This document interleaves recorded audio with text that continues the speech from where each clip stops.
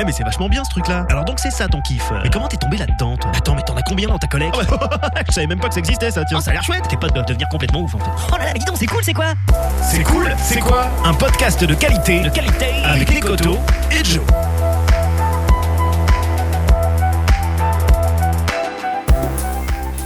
Bonjour à toutes et à tous, soyez les bienvenus dans C'est cool c'est quoi, le podcast qui explore et décortique les passions, comme collectionner les aliments jaunes ou jardiner tout nu, des hobbies souvent peu connus voire incompris par le commun des mortels, mais pour lesquels si on s'aventure un tout petit peu, on découvre de véritables mondes avec des langages, des règles, des communautés et surtout des gens passionnés. Aujourd'hui on plonge dans la science-fiction et le fantastique qui deviennent réels. Épée de lumière et joutes codifiées, balais magiques, balles de cuir et matchs endiablés, bienvenue dans le monde des sports tirés de fiction. Des pratiques qui ont vu le jour dans les pages d'un livre ou les scènes d'un film et qui ont traversé le mur du réel pour venir dans notre monde. Qu'est-ce que c'est? D'où ça vient? Comment ça marche? Est-ce que vous êtes plus fan de la fiction que du sport? Est-ce que ça vous coûte cher? Comment êtes-vous tombé dedans? Est-ce que c'est une passion dévorante? Qu'en dit de votre entourage? Etc. etc. Pour répondre à toutes ces questions et bien plus, je reçois 3 sportifs passionnés qui sont calés dans les canapés du Tank à Paris. Tout d'abord Tristan. Salut Tristan. Bonjour. Bonjour. T'as 30 ans, t'es chef de projet web. Exactement. Tu es fan de Star Wars et donc passionné, le sport qui en découle, c'est le sabre laser. Exactement. Ça fait combien de temps que tu pratiques le sabre laser? J'ai attaqué ma 2e année. D'accord, ta 2e année. Tes autres passions sont l'écriture, ton chat, les chips goût barbecue et les vidéos de reprises a cappella. C'est tes mots, je ne fais que moi. Ouais. C'est à peu près toi, ça te représente. Tu peux me dire ce que tu préfères en un mot dans la pratique du sabre laser? La bagarre. La bagarre, très bien, super réponse. Clara, salut Clara, tu as 21 ans, tu es étudiante infirmière. C'est ça. C'est ça. Tu es ce qu'on appelle une Potterhead. Exactement. Donc, premier mot de vocabulaire, donc c'est les fans d'Harry Potter. Et tu es donc passionné de Quidditch. Exactement. Tout à fait. Qu'est-ce que tu préfères dans le Quidditch en un mot? La mixité. La mixité. Et ça fait combien de temps que tu pratiques? Ça fait un peu plus de 2 ans. Plus de 2 ans. Ok, très bien. Et enfin, nous avons Moda, 31 ans, développeur web. C'est ça, c'est une bande là sur le canapé, il n'y a que des gens qui travaillent dans le web. Toi, t'es pas un Potterhead à la base, donc je redis, c'est un fan d'Harry Potter, mais tu fais quand même du Quidditch. Ouais, depuis exactement. combien de temps? Depuis 3 ans. Depuis 3 ans. Et qu'est-ce que tu pourrais dire en un mot pour résumer ce que tu préfères dans le Quidditch? La communauté. La communauté, très bien. Et enfin, nous avons Adrien, mon Patlogan préféré. Oui, bonjour. Celui sur qui vous ne nous entendriez pas.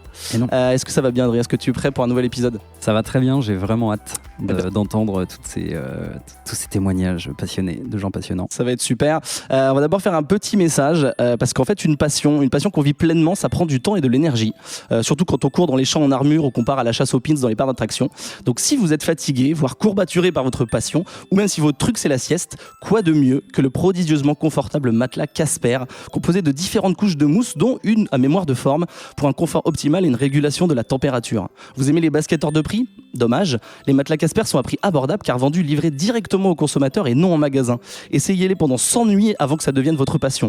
En fait, je vous dis ça parce que C'est cool c'est quoi est présenté par notre sponsor Casper qui propose à tous les passionnés, c'est à vous que je parle, une réduction sur tous les produits avec le code promo PassionDodo. Et oui, sur casper.com. Donc voilà, c'était le petit message académique. Dans la suite, on va évidemment parler de Star Wars et d'Harry Potter tout au long de l'épisode. Tous ensemble, on va décortiquer vos univers respectifs qui finalement se rejoignent à travers l'amour pour un sport qui découle d'une fiction à la base. On commencera par faire le point sur les bases de votre passion. On abordera les aspects personnels, sociaux et communautaires. On parlera finances, techniques et vocabulaire. Vous aurez peut-être même des petits conseils à la fin de l'émission pour les gens qui veulent s'y mettre et qui sont séduits. On entre dans le vif du sujet, dans votre monde avec vous. Est-ce que vous êtes prêts à tout nous dire? Ouais. Oui. Alors, c'est cool, c'est quoi les sports de fiction? C'est parti.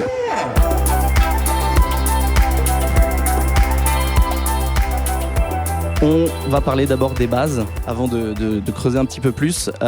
Qu'est-ce que le sabre laser ou qu'est-ce que le Quidditch? Qui veut prendre la parole? Tristan peut-être. Alors comment évidemment, j'imagine que tout le monde connaît, ça fait partie de la pop culture, mais est-ce que tu peux préciser pour... Ouais, bien sûr. Donc, le sabre laser, c'est donc une arme dans le film Star Wars. Tout le monde le sait. Et donc, le sport, le sabre laser, c'est finalement un sport de combat avec un sabre laser. Donc, bien sûr, ce n'est pas vraiment laser. C'est pas vraiment une arme laser. C'est pas une arme, une lame énergétique. Donc, on est sur une lame en polycarbonate, mais qui s'allume. Et voilà, et donc on a des règles. Ça s'apparente à un autre sport de combat? Est-ce que l'escrime ou le kendo, ce genre de truc? Oui, exactement. Alors en fait, ce qui est intéressant dans le sabre laser, c'est que ça s'inspire d'autres sports de combat ou arts martiaux en fait. Et moi, c'est ce qui me plaît d'ailleurs là-dedans, c'est que ça s'inspire du kendo japonais, de l'escrime, de la canne française ou d'autres sports. Et ça mélange tout ça pour finalement créer un nouveau style de combat. Voilà. D'accord, très bien. Mes amis Potterhead, le Quidditch, Clara, si je te pose la question, comment tu peux expliquer ça à quelqu'un par exemple qui ne connaîtrait pas du tout Harry Potter ? Je dirais que c'est plus simple à comprendre qu'on pourrait le croire. C'est un mélange de, on va dire, rugby, handball et dodgeball. C'est mixte, le but principal étant de marquer des buts dans 3 anneaux de chaque part du terrain. Et Avec une balle donc ? Avec une balle qui ressemble, qui est même une balle de volleyball. Et pendant ce temps-là, il y a une partie des joueurs, leur but c'est d'éliminer les joueurs de l'équipe adverse, sachant qu'on est 6 personnes dans l'équipe. Et voilà, donc avec des balles de dodgeball, pardon. Et voilà, et éliminer, en fait, c'est arrêter son action et retourner à ses buts pour re-rentrer en jeu. D'accord. Moda, tu veux préciser quelque chose peut-être, ou tu as une autre vision de ce sport ? Elle parlait du fait qu'il y avait 6 personnes, il y en a une 7e qui rentre au bout d'un moment, qui est dans les livres et dans les films la personne la plus connue, donc Harry, qui est l'attrapeur. Puisque même si on n'a pas de balai volant et qu'on n'a pas de petites balles qui volent toutes seules, ça on y viendra effectivement. On a quand même un attrapeur et comme elle expliquait, donc au final ça fait 7 personnes sur le terrain, un effectif au complet c'est 21 joueurs. Donc ça montre un peu le côté aussi intensif que ça peut avoir, puisque 3 remplaçants pour chaque poste, c'est pas mal. Voilà. D'accord, très bien. À quoi ça ressemble un combat de sabre laser, Tristan ?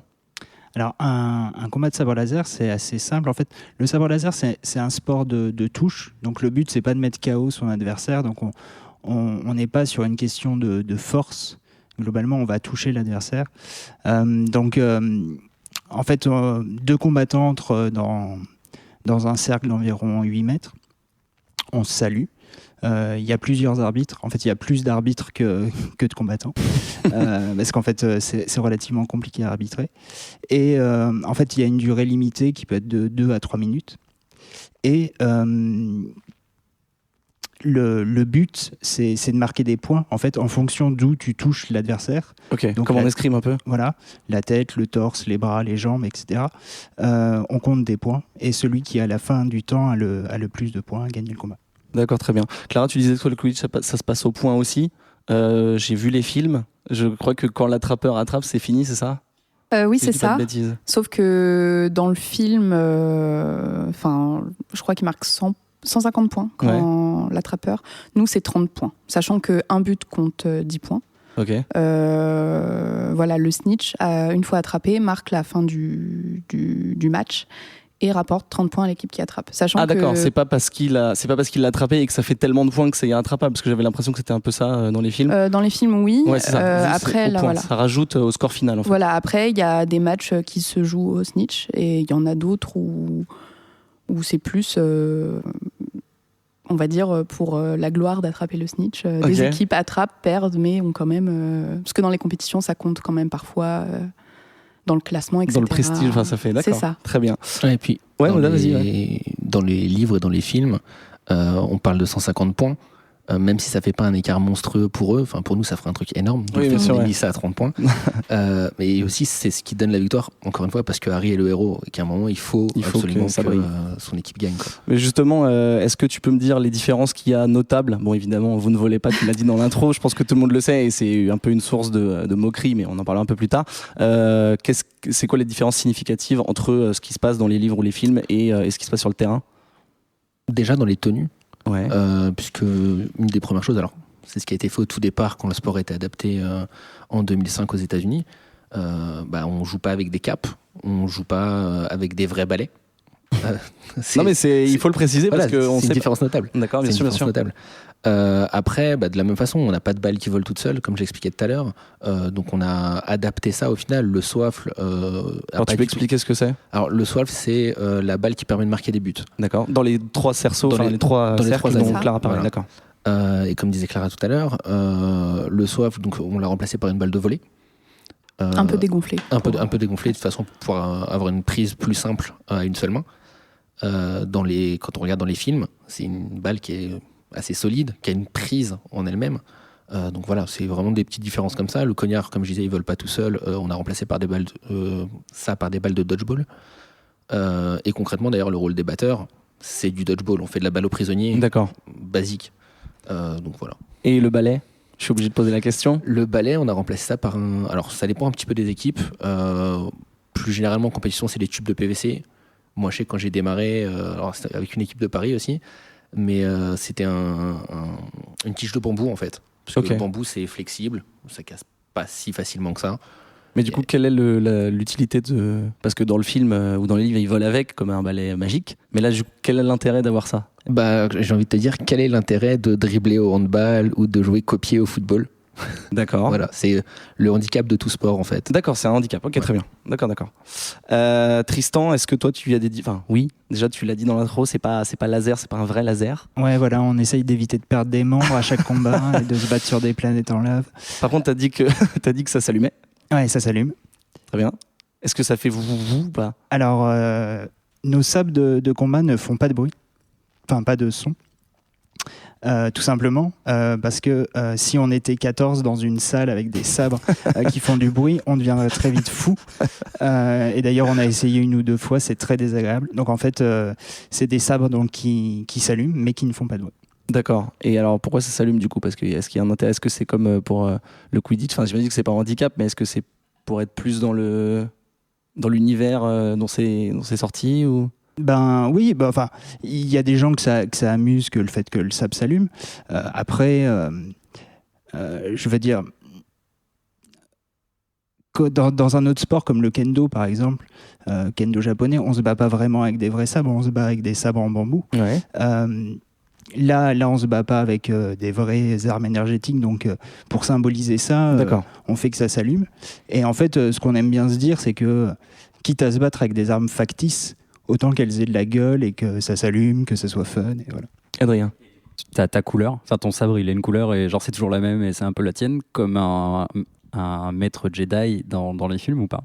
Ouais, bah alors après, quand t'achètes un sabre, etc., tu choisis ta couleur et après ce qui te correspond bien. Donc moi le mien est rouge.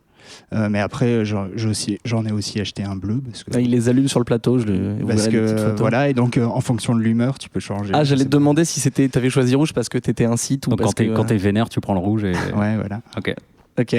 Est-ce qu'on est obligé d'être fan, hardcore ou pas, de Star Wars pour y arriver, pour être accepté Est-ce que c'est une règle absolue ou pas du tout ? Non, pas du tout. En fait, dans mon club, il y a des gens qui sont arrivés au sabre laser sans forcément être fans de Star Wars, mais des gens qui avaient déjà un passif dans les arts martiaux et en fait qui avaient envie d'essayer de quelque chose de nouveau. Des gens qui ont fait du kendo, de l'escrime, de la canne, du kali ou du jeet kune-do, du karaté, enfin un peu n'importe quoi, et qui avaient envie d'essayer un truc nouveau et amusant, un peu ludique, etc. Ils ont découvert le sabre laser. Et voilà. Et puis après, évidemment, il y a aussi des gens qui sont fans de Star Wars et qui ont envie d'apprendre à faire un sport de combat et à la limite, le fait que ça soit du sabre laser, c'est encore plus drôle. Ça a même permis à des gens qui n'étaient pas forcément sportifs au départ, qui n'ont jamais vraiment fait de sport et tout, à se décider, à se dire, tiens, en fait, c'est marrant, et quitte à faire du sport, autant que ça soit un truc qui soit drôle et ludique. Et voilà. D'accord. Toi, Moda, on l'a dit dans l'intro, t'étais pas fan d'Harry Potter à la base, donc c'est particulier du coup. Ouais.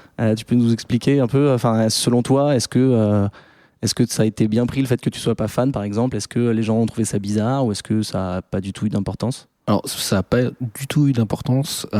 Déjà du fait que une des personnes qui m'a présenté le sport est elle-même pas Potterhead. Okay. Voilà, c'est un joueur qui joue encore d'ailleurs, mais moi, concrètement, comment j'y suis venu, j'avais déjà eu des petits aperçus en convention, mais je m'étais jamais plus intéressé que ça, et plus dans une logique, on va dire, développement personnel, j'étais dans un défi d'accepter un peu tous les défis. Ok. Et en gros, on m'a défié en soirée, de débarquer le lendemain matin avec 4 heures de sommeil, un entraînement. Donc depuis, j'ai pas décroché, quoi. C'est venu d'un pari de soirée, en fait, tout simplement. C'est un peu ça, ouais. D'accord. Tu peux expliquer un peu comment t'es tombé dedans, enfin un peu étoffé, comment ça s'est passé Pour remettre un petit peu dans le contexte, c'était une soirée, je pense que les Parisiens, ça leur parlera, une soirée du Rocky Horror Picture Show. D'accord. Et on voit au moins le film, même si on n'est pas parisien. Et donc du coup, pour la troupe qui animait le show, juste après, on va tous boire un verre. Et c'est comme ça que dans le tour de table, au lieu de donner leur métier, quand on demande qu'est-ce que tu fais, ils ont commencé à se présenter par leur rôle au Quidditch. Donc un batteur, je vois à peu près ce que c'est. Un gardien, pourquoi pas. Poursuiveur, bon, ça m'intrigue, mais je me dis qu'au théâtre, il y a ceux qui font la poursuite. Par contre, attrapeur, t'attrapes quoi dans la vie? Parce que toi, t'avais pas vu les films, t'avais pas lu les bouquins? En fait, j'avais vu les films, j'avais lu les bouquins, mais quand même. Je percutais pas là-dessus. Enfin, pour moi, j'avais pas forcément fait le lien avec Harry Potter. Et du coup, donc, on me dit attrapeur, enfin, comment ça? Et du coup, ils expliquent qu'ils sont donc l'équipe de Paris de Quidditch, enfin, une des 2 équipes de Paris de Quidditch. Et en discutant un petit peu, ils m'expliquent, là, en gros, il est 1h du mat, eux, ils ont entraînement à, je crois que c'était 9h30 ou 10h30 le mat. Et si tu veux essayer, t'as qu'à venir demain. Et ok, bon, je trouverai un survêt, je suis pas sportif à la base, et je me suis dit, allez, je relève le défi, je me motive. J'ai débarqué le lendemain matin avec un vieux survêt, des baskets. Et justement, c'est un des trucs qui m'a plu, c'est que tu parlais d'acceptation. Oui. Et il y a le côté, donc, pas forcément à juger le fait que tu sois Potterhead ou pas. Et il y a aussi le fait de pas te juger si tu es sportif ou pas. Okay. Et c'est pour ça que je disais la communauté tout à l'heure. Je pense qu'il y a une bonne partie de la communauté qui n'est pas forcément sportive au départ. Alors que tu as dit que c'était plus ou moins assez physique de par les remplaçants et tout. Et justement, en fait, on en vient à se mettre au sport au travers de ça. Moi, j'avais commencé en février. Dans ma logique de défi toujours, je me suis retrouvé à courir un 10 km au mois de juin. Ok. Voilà, parce que les entraînements ont fait que la condition physique venait, qu'en plus, les gens qui étaient autour de moi étaient un peu à vouloir vraiment bosser le physique. Donc voilà, la logique venait naturellement, quoi. Et je pense que c'est une des choses qui est intéressante dans la communauté, ce que je parlais tout à l'heure, c'est vraiment ce côté acceptation de l'autre tel qu'il peut être. D'accord. Toi, Clara, donc on l'a dit, tu es fan d'Harry Potter de base. En nous racontant un peu comment tu es venu, je te double une question en disant qu'est-ce que tu es venu chercher dans la pratique du Quidditch, en fait? Est-ce que c'est parce que tu es fan et que tu voulais étendre tes connaissances? Est-ce que c'est autre chose, le sport? En fait, bizarrement, au travers du Quidditch, je retrouve pas du tout Harry Potter, en fait. C'est-à-dire que à côté, donc je suis très fan, je suis investie, etc. Mais quand je vais au Quidditch, j'y vais pas du tout dans le but de me dire c'est Harry Potter, en fait. C'est-à-dire que, moi, dans mon équipe, il y en a beaucoup qui n'ont jamais ouvert un livre et qui ont peut-être vu 2 films et concrètement qu'on n'a rien à faire de Harry Potter. Et moi, ce que j'ai aimé, c'est-à-dire que j'ai découvert donc la toute première fois que j'ai joué au Quidditch, c'était à la Japan Expo, je crois, de 2012, où c'était une des 2 équipes parisiennes qui faisait une démonstration. Donc moi, j'y étais avec des amis, on avait joué, etc. Mais là, j'étais vraiment là dans ma tête. Donc, je crois que j'avais 16 ans, je crois, un truc comme ça. Et donc, c'était vraiment, c'est cool, mais c'était vraiment loisir. Et la seconde fois, donc c'était en 2015, à Geekopolis, où moi j'étais exposante pour un site Harry Potter pour lequel je travaille. Et en face de moi, il y avait donc l'autre équipe parisienne. Et en fait, là, c'est juste, on s'est super bien entendu. Ils faisaient jouer un peu les gens qui voulaient. Et en fait, c'était super cool, quoi. Franchement, on s'est super bien entendu. Et ensuite, j'étais en région parisienne et l'équipe, je me suis vraiment plu. Et j'ai jamais quitté l'équipe et c'est top. Tu penses que tu aurais pu venir au Quidditch comme Moda, c'est-à-dire si tu connaissais rien d'Harry Potter, pas pour X raisons, mais sans être fan à la base, tu penses que tu aurais pu y venir au final ou pas? Ah ouais, je pense, totalement. C'est vraiment, moi je vois vraiment ça à part, vraiment. D'accord. On fait on est en tant que joueur de Quidditch, on est appelé à faire On fait parfois, je sais que nous, on a été appelés par la Cinémathèque de Bercy pour faire une initiation pour les enfants avec le thème Harry Potter. Mais à côté, nous, on y va vraiment pour faire découvrir notre sport, notre univers. Voilà, on essaye de mettre un peu en relation pour que les gens comprennent, en fait, que c'est lié. Mais à côté, ils s'éclatent sur le terrain et je pense qu'ils oublient totalement... ils sont pas tristes de pas voler ou quoi. Donc, ça vous est pas arrivé, l'un comme l'autre, d'avoir une nouvelle recrue qui est vraiment à fond Si. Moda, si. Ça te fait sourire?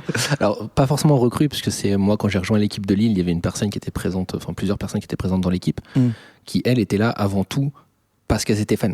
Ok. Voilà. Et on a eu, peut-être qu'on parlera de reportages un petit peu plus tard, etc. On a eu des reportages absolument catastrophiques. Parce que la chaîne télé venait expressément pour voir du Potterhead, pour filmer des gens et en décrivant le sport comme étant un truc de geek ultime. Ouais, le mauvais côté. Voilà. Et forcément, ils ont vu ces personnes-là, ça a été jackpot pour eux, parce que c'est exactement ce qu'ils étaient venus chercher, quoi. Et c'est vrai qu'on a tendance à... Alors, on les cache pas, voilà. Mais quand un journaliste vient, on a tendance plutôt à essayer de mettre en avant le côté sportif que les quelques personnes, parce qu'au final... Je pense que si on doit faire un pourcentage de la communauté, je pense que là où, quand moi j'ai commencé, donc il y a 3 ans, on aurait pu dire que c'était peut-être 80% de personnes qui étaient fans d'Harry Potter et 20% de sportifs.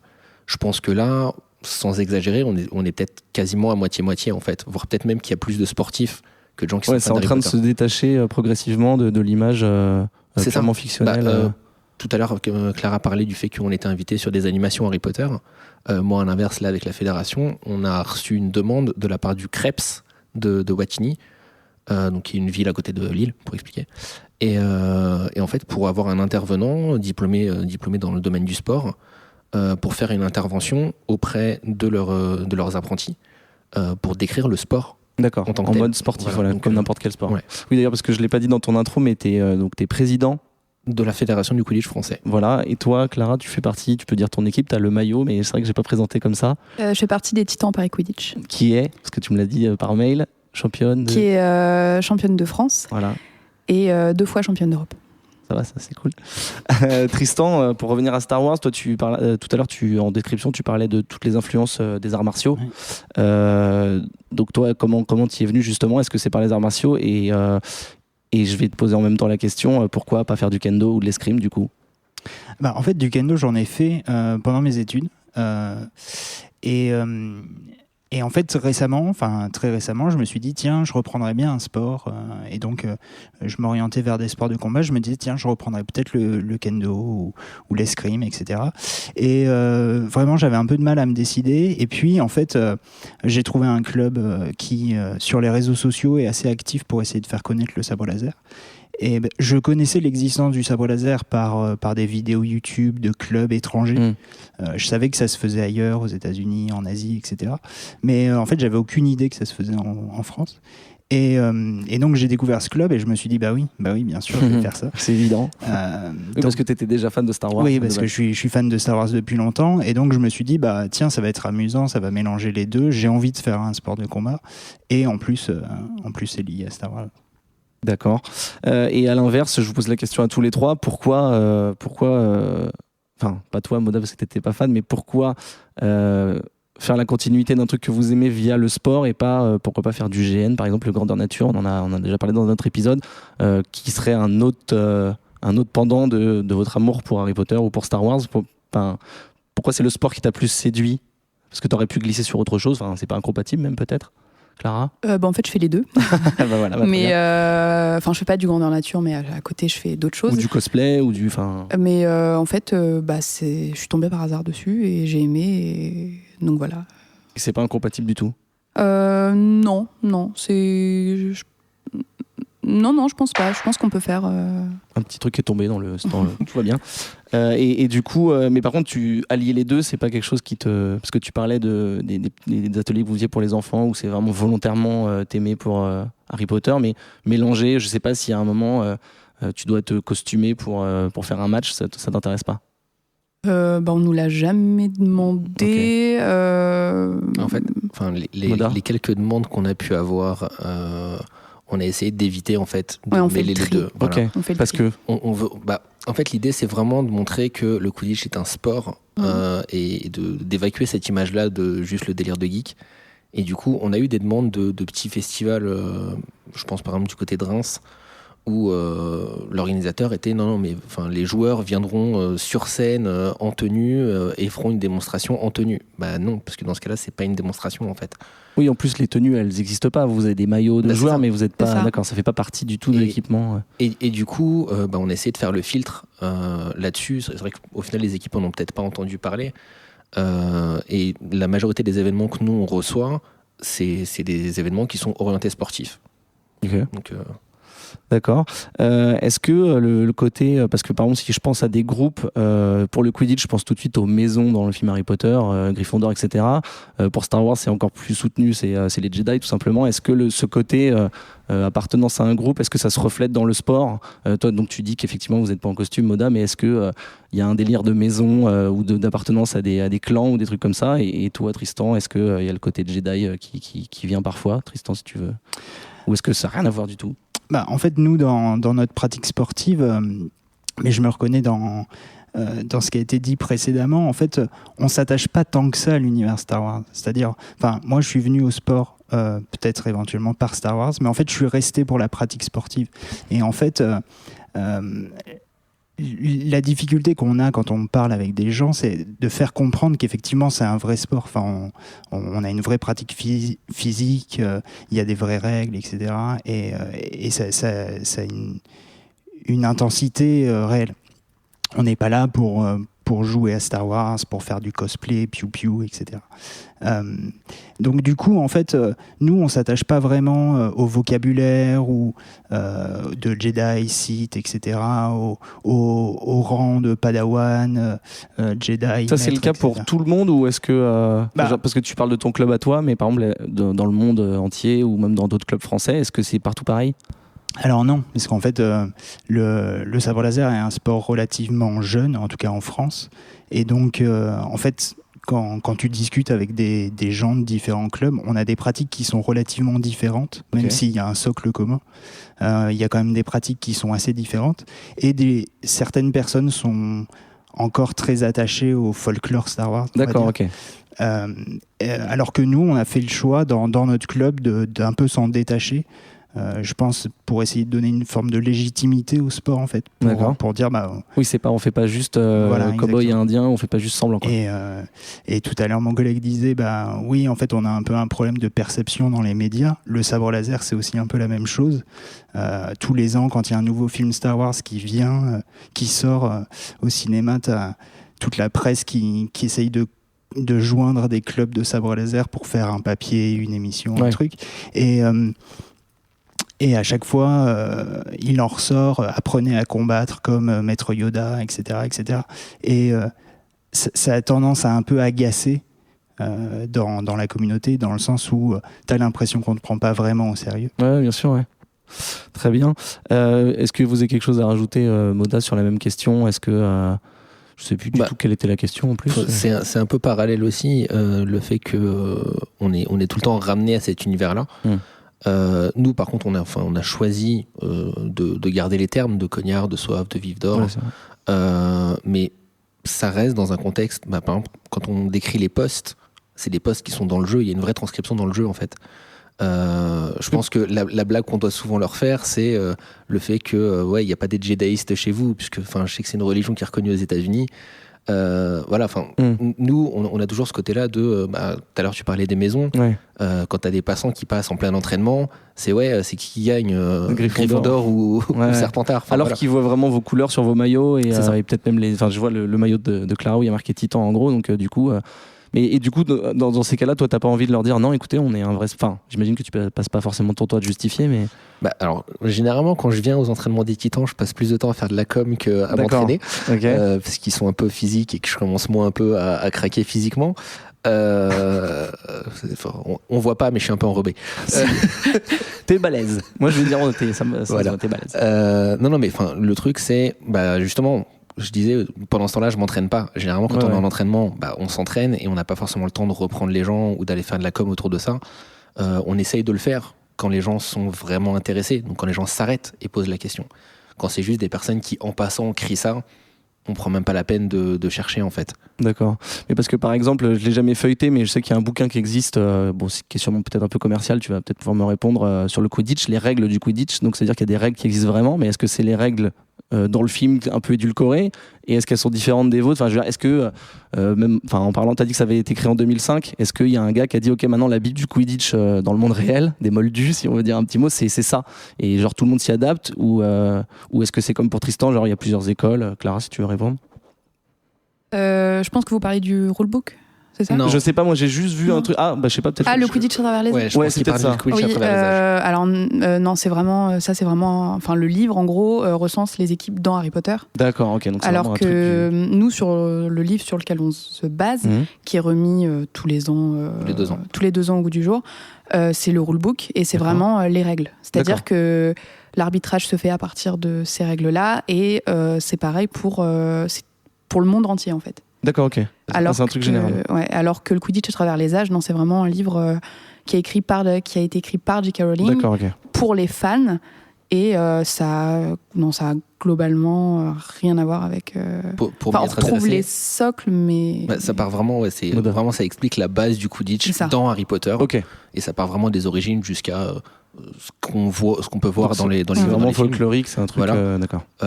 Clara parlait du rulebook, on l'a traduit là récemment en français, parce que jusqu'à là il était que en anglais, puisque c'est l'IQA, donc l'International Quidditch Association, qui est située aux États-Unis, parce que le sport a été adapté aux États-Unis en 2005. Et donc l'IQA édite, alors pendant un temps c'était tous les ans, là sur le nouveau c'est tous les 2 ans, donc on va changer à la fin de l'année prochaine. Mais c'est un livre de règles, en français il fait 135 pages. Ok. Voilà. Et on t'explique limite action par action, et faute par faute, les différents cartons qui sont mérités, les différentes sanctions pour chaque. N'importe quel port. D'accord. Ça a l'air encore plus compliqué que le roller derby. Oui, mais surtout que là, en fait, je sais pas si nos auditeurs ont compris, ou peut-être ils sont sur Wikipédia maintenant pour voir toutes les règles et tout, mais entre les cerceaux, je sais pas si c'est non, comment tu dis, les anneaux, les différentes balles, la batte, le mec qui poursuit. Déjà dans le film, moi je comprends rien, mais là du coup, c'est intéressant de connaître. Donc 135 pages. C'est pour ça qu'il y a plusieurs arbitres sur le terrain. C'est ça. D'accord. Parce que sinon, on s'en sort pas. Tu parlais aussi de plusieurs arbitres, toi Tristan. Moi j'ai une question, c'est sans même parler de la religion de Jedi, comme disait Moda, est-ce qu'il y a des valeurs ou une philosophie qui peut s'apparenter à la philosophie de Jedi qui découle sur ça, vu que c'est aussi calqué sur les arts martiaux dans lesquels il y a des philosophies? Est-ce qu'il y a un mélange? Est-ce que vous avez créé une nouvelle philosophie? Est-ce qu'il n'y a pas de philosophie du tout? En fait, je pense que si philosophie doit y avoir, c'est celle qui est commune, j'ai envie de dire, à tous les sports de combat et D'accord. aux arts martiaux, qui est globalement le respect de son adversaire, le respect des règles, le fair play aussi, etc. On ne s'est pas amusé à aller décliner une philosophie zen qui vient de Star Wars, ou etc. D'accord. Même dans les autres, parce que tu nous as bien dit qu'il y avait différentes écoles, différentes façons de faire. Donc même dans les autres, même ceux qui sont un petit peu plus hardcore ou qui veulent faire un peu être un petit peu plus dans le thème Star Wars. Pour avoir discuté avec des gens d'autres clubs, effectivement, tu vas avoir des clubs où ils se séparent en 2 groupes, un groupe Jedi, un groupe Sith, et puis ils se font il y a une petite rivalité entre eux, amicale dans le club, etc. Et donc, j'imagine qu'effectivement, ils ont un peu par souci de cohésion d'équipe, ils ont peut-être des trucs liés à Star Wars, mais c'est pas quelque chose que nous on fait. Ouais. D'accord, très bien. Est-ce que vous avez déjà fait des trucs fous dans votre sport, et si oui, un truc un peu qui sort de l'ordinaire, ou est-ce que vous êtes des gens plutôt sages? J'ai l'impression que oui. Non, un truc notable, à part répondre à un pari lors d'une soirée rosée. Non, Clara non plus. Faire 12 heures de bus pour aller à la Coupe du Monde, ça, c'est un truc que je ne referai pas. D'accord. Bus de nuit, voilà. C'était où? C'est vrai qu'on a parlé de ça. C'était à Francfort, voilà, bus de nuit. Mais tu regrettes? Ah non, c'était génial. D'accord. Franchement, c'était super. Mais j'ai eu mal au dos pendant 10 jours et pourtant je suis jeune, donc pour vous dire. Et voilà, je pense que oui, il y a plein de trucs que j'aurais pas forcément fait si j'étais pas dans le Quidditch. Comme quoi? Franchement. Je pense la majorité des déplacements, je pense qu'on les aurait jamais fait de cette façon-là. C'est vrai que là, tu pointais les déplacements pour la Coupe du Monde. J'ai fait le même trajet, pas au même moment, mais exactement le même trajet. Et au-delà de ça, moi je vois, donc j'habite à Lille. On a une Coupe de France qui était à Toulouse. Voilà. Donc on a fait un Lille-Paris, Paris-Toulouse. Mais t'étais obligé d'y aller parce que tu jouais ou parce que c'est ton club ou parce que t'es... Ah non, en tant que joueur. En tant que joueur. Mais ok. C'est, alors, moi, à ce moment-là, j'étais sur Paris, donc j'étais content. J'avais pas le Lille-Paris à faire, mais le reste de l'équipe a fait Lille-Paris, et après le Paris-Toulouse, on le fait en bus, où on part à 22h, on arrive à 6h du mat, premier match à 8h30. Ok. Donc voilà, tu dis c'est pas concevable. T'as quasiment pas dormi dans le bus, parce que dormir dans un bus, t'es jamais confortable. Mais t'arrives et je sais que je me prends souvent la remarque quand on voit la photo d'équipe qu'on a pris le matin. J'ai une tête de tueur dessus où je pense que j'ai des mitraillettes à la place des yeux, je tue le photographe. La question se pose même pas. T'étais vraiment vénère. Donc ouais. Ok. Tristan, toi, non, y a rien qui te vient à l'esprit? Non, pas rien de particulier. En plus des entraînements, donc on s'entraîne une fois par semaine, 2 heures. En plus des entraînements, souvent le club organise des stages souvent pendant les congés scolaires. Et pour les plus motivés ou les plus disponibles. Et un jour, j'ai enchaîné 2 stages d'affilée, donc 6 heures de sabre laser d'affilée. Je suis rentré chez moi en petits morceaux, mais sinon... mais t'étais content de le faire? Mais j'étais très content de le faire. Ok. C'est quoi la finalité, en fait, Tristan, si tu veux garder le micro, la finalité dans ce que tu fais? Est-ce que on parlera de la compétition un peu plus tard, mais est-ce que tu veux faire de la compète s'il y en a? Est-ce que tu veux être plus fort? Est-ce que tu veux te muscler? Est-ce que tu veux être encore plus fan de Star Wars? C'est quoi ta finalité? Alors, de la compétition, j'en ai fait. J'ai participé à des compétitions. Est-ce que j'ai envie de devenir plus fort? Je sais pas spécialement. C'était des questions à la volée, pour essayer de savoir non, mais forcément, au bout d'un moment, quand tu pratiques, t'as forcément envie de progresser, en fait. Et d'ailleurs, en tout cas, moi, en un an, j'ai vu que j'ai progressé. C'est agréable, c'est intéressant. Non, mon objectif au départ, c'était tout simplement un peu sortir de ma zone de confort, rencontrer des gens dans un contexte différent, faire du sport, parce que dans mon quotidien, j'avais pas forcément l'occasion d'énormément bouger. Donc voilà. Et aujourd'hui, j'apprécie de faire du sport. Là, j'ai repris la semaine dernière cette année, donc c'était agréable de revoir les copains, de rebouger à nouveau, etc. Donc, D'accord. Clara, toi, ton but, à part être 3 fois championne de France? Je vais pas te mentir, nous, notre club, on se fait plaisir, mais on est aussi là pour gagner concrètement. On s'entraîne jusqu'à 3 fois par semaine. On n'est pas obligé quand les autres courent, personne nous dit allez, vous êtes obligé de courir. Mais c'est dès le début d'année, c'est le coach dit nous, notre but, c'est de garder notre titre de champion de France, c'est de regagner notre titre de champion d'Europe puisqu'on l'a perdu cette année. Et après, les gens qui veulent, ils suivent, et les autres, ils seront là, on accepte tout le monde. Mais nous, oui, le but premier, c'est de gagner, et c'est de se faire plaisir aussi, c'est pas la torture d'y aller, et j'y vais toujours avec plaisir, mais le but premier, oui, c'est de gagner. Tu dis que c'est le but premier, genre de l'équipe, ou c'est toi? Parce que tu dis aussi que vous acceptez tout le monde. Genre, si quelqu'un, une nouvelle recrue vient et dit en fait, j'ai vraiment très envie de jouer et tout, mais par contre, j'ai peur de la compète ou j'ai pas envie de faire de la compète, est-ce que ça pose un problème ou pas? Non, pas du tout, dans le sens où on propose plusieurs licences. Ok. Au début, maintenant qu'on a une fédération, on a des licences. Et voilà, donc dès le début de l'année, les gens savent plus ou moins s'ils ont envie de faire de la compétition ou pas. Il y a aussi des championnats fantasy. Donc voilà, on a le choix et personne n'est obligé. Donc tout le monde est le bienvenu, qui veut faire de la compétition ou pas. Et voilà, à partir de ça, chacun a son but.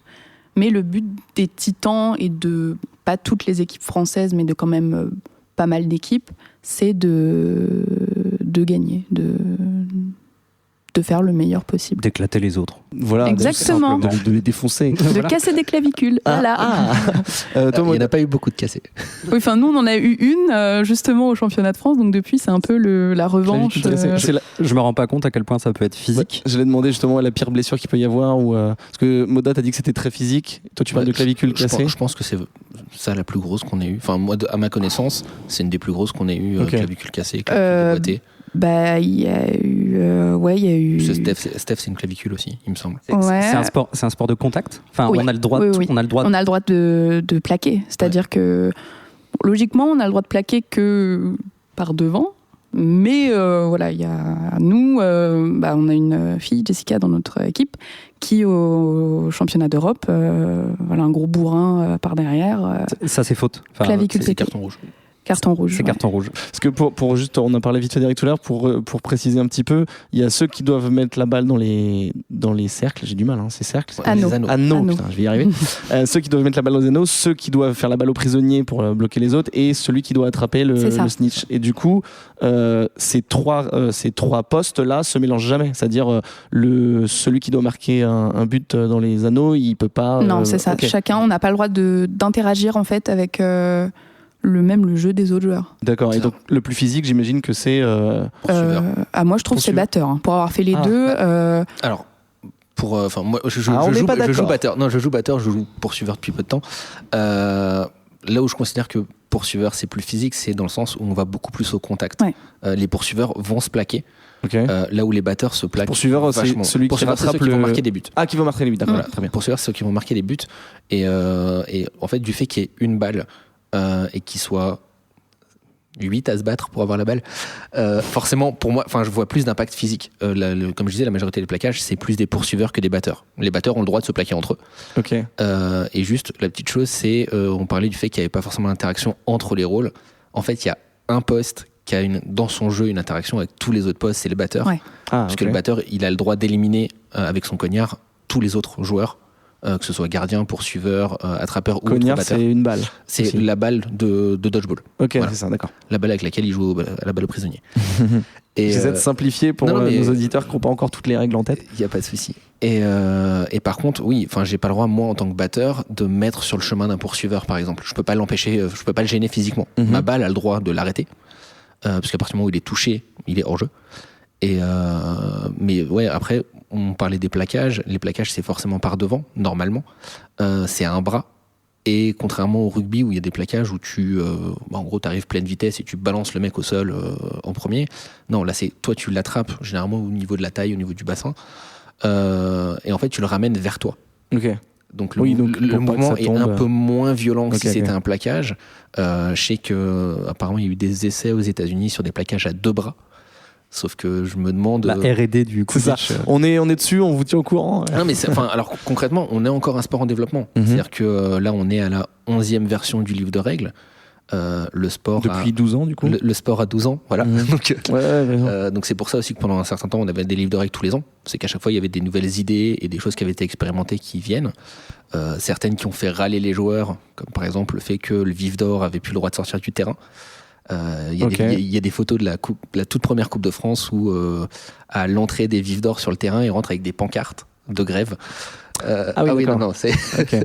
Justement, on va parler un peu de tout ce côté social. J'avais juste une dernière question pour toi, Moda, juste parce qu'en fait, tu es passé d'un pari de soirée à président de la fédération. Donc juste, la question que j'ai posée aux autres, c'était quelle est la finalité pour toi? Donc on peut dire que tu as gagné ton pari, je pense que là c'est... Alors j'ai gagné le pari, mais je suis pas arrivé à ma finalité. Du coup, c'est quoi ta finalité? C'est-à-dire que moi, ma finalité, là, le fait de reprendre la fédération, c'était... Tout va bien, toi. C'était une façon aussi de participer à la vie de la communauté, dans le sens où je voyais j'ai des idées pour faire évoluer le sport en France. Pour moi, on a mis en place une Coupe de France depuis maintenant 4 ans, parce qu'il y en a eu 3, la 4e est au mois de novembre. Mais au-delà de ça, pour la majorité des équipes, la saison s'arrête à la Coupe de France. Sauf que la saison elle commence en septembre, la Coupe de France elle est en novembre. Ah oui. Ça fait un peu short. Et aller expliquer aux joueurs qui participent pas à la Coupe d'Europe qu'ils ont payé une licence compétition, une 40aine d'euros l'année dernière, là on est monté à 55 € pour l'année, ce qui fait pas énorme pour un sport sur une année, mais voilà, la majorité c'est quand même des étudiants, donc 55 €, c'est pas rien. Et leur dire, vous avez une compétition et si vous faites pas partie des 3-4 premiers, votre saison elle est finie. C'est un peu gênant. Oui. Donc toi, c'est ce genre de truc que tu aimerais bien changer on est en train de travailler là sur des sujets avec les équipes, sur comment on peut faire un championnat régional, comment on peut faire un système de play-off par la suite, qu'est-ce qu'on va mettre comme dotation, des choses comme ça. Et moi, ça m'intéresse. Je pense pas que j'aurai le temps de mettre tout en place d'ici la fin de mon mandat, puisque c'est un mandat de 2 ans, et que j'ai commencé en décembre dernier. Donc quasiment 1 an, et on commence à peine à discuter de ces sujets-là. Maintenant, voilà, moi par la suite, si je suis pas à la fédération, pourquoi pas m'impliquer plus dans mon asso local, pourquoi pas partir sur du coaching, voilà. Alors justement, est-ce que tu peux un peu, c'est sûrement un peu compliqué, il y a des ramifications, mais tu peux juste synthétiser un peu comment ça s'organise le Quidditch en France et même dans le monde. C'est donc tu dis qu'il y a des associations, il y a des trucs officiels. Est-ce qu'il y a des écoles, comment ça se des clubs? Alors je vais partir d'en haut pour redescendre, ce sera plus simple. Donc il y a l'IQA qui est donc comme je disais l'International Quidditch Association. Pour faire une comparaison, je vais faire la comparaison avec le football à chaque fois. L'IQA c'est la FIFA. Okay. Voilà, eux ils décident de tout et ils imposent les règles. Ils collectent les cotisations de tous les pays pour organiser des compétitions internationales. C'est eux qui ont fait le bouquin, donc Lara parlait. C'est eux qui ont fait le rulebook. Le rulebook, voilà. Et donc voilà. Ensuite, on a au niveau continental, on a une instance qui s'appelle donc le Comité européen, qui réunit toutes les. Alors on dit c'est National Government Bodies, donc c'est en gros toutes les fédérations plus ou moins. Ouais. C'est pas toutes des fédérations. Mais toutes les associations qui régissent le Quidditch dans leur pays. Et on a une réunion régulièrement, on discute d'harmoniser un petit peu les choses au niveau européen. Et par exemple, c'est cette entité-là qui a défini les règles de transfert. Okay. Le fait de ne pas pouvoir se transférer un joueur entre, pour prendre l'exemple de la France, la Coupe de France, qui est la compétition qui qualifie à la Coupe d'Europe, et la Coupe d'Europe justement. Des petites choses comme ça, et ensuite on descend au niveau de la fédération. Donc la fédération est là pour promouvoir le sport en France. Donc là, c'est là que toi t'es président. C'est là que moi je suis président. Okay. Ouais. Donc on est là pour promouvoir et structurer le sport en France, essayer de le faire reconnaître par le ministère des Sports. Parce qu'on parle de fédération, on est une association qui fait office de fédération. Ok. Ouais, c'est pas un truc reconnu. En fait, d'où le nom. C'est-à-dire qu'on s'appelle Fédération du Quidditch français et non pas Fédération française de Quidditch. D'accord, très bien. Puisqu'on n'est pas autorisé avec une fédération française. Pas encore en tout cas. Enfin, pas encore. Petit travail. Ça fait partie de mes objectifs dans les 2 ans. Ça va être difficile, mais bon, on va. C'est bien. Il y a eu un gouvernement qui a changé, donc peut-être que les opinions ont changé. C'est ça. Et ensuite, en dessous de ça, donc au sein de la fédération, il y a ce qu'on appelle le congrès fédéral. Ouais. Donc, il y a en fait une assemblée de représentants des équipes. Donc, il y a un représentant des dirigeants et globalement un représentant des joueurs par équipe. Ok. Donc, ça fait une 40aine de personnes à peu près normalement. Et en fait, cette entité-là permet de discuter de toutes les évolutions que veut faire la fédération. C'est-à-dire que nous, on travaille sur les propositions, on les soumet au congrès qui discute de ça, qui les vote. D'ailleurs, c'est le congrès qui élit le bureau de la fédération. Et ensuite, en dessous de ça, donc les clubs. Les clubs, oui. On en a 23 d'affiliés là en ce début de saison. Enfin, 23 équipes. Ouais. On a 22 clubs et 23 équipes, puisque les Titans ont 2 équipes maintenant. Ok, on va pas rentrer trop dans les détails, mais d'accord. Voilà. Mais donc, ouais, 22 clubs qui sont à peu près répartis en France. Okay. C'est-à-dire que c'est dans les grandes villes, c'est quoi ouais, c'est généralement dans les grandes villes. Enfin, on a de Lille à Toulouse, en passant par Agen, en passant par. Voilà. Et on aimerait pouvoir se développer véritablement partout en France. Il y a des endroits où ça prend pas. Le Sud-Est, on a énormément de mal. On ne sait pas pourquoi. Marseille, Nice, il y a eu des initiatives à chaque fois. Mais ça marche pas. Alors que, par exemple, sur Paris, on en est à 4 clubs. Ok.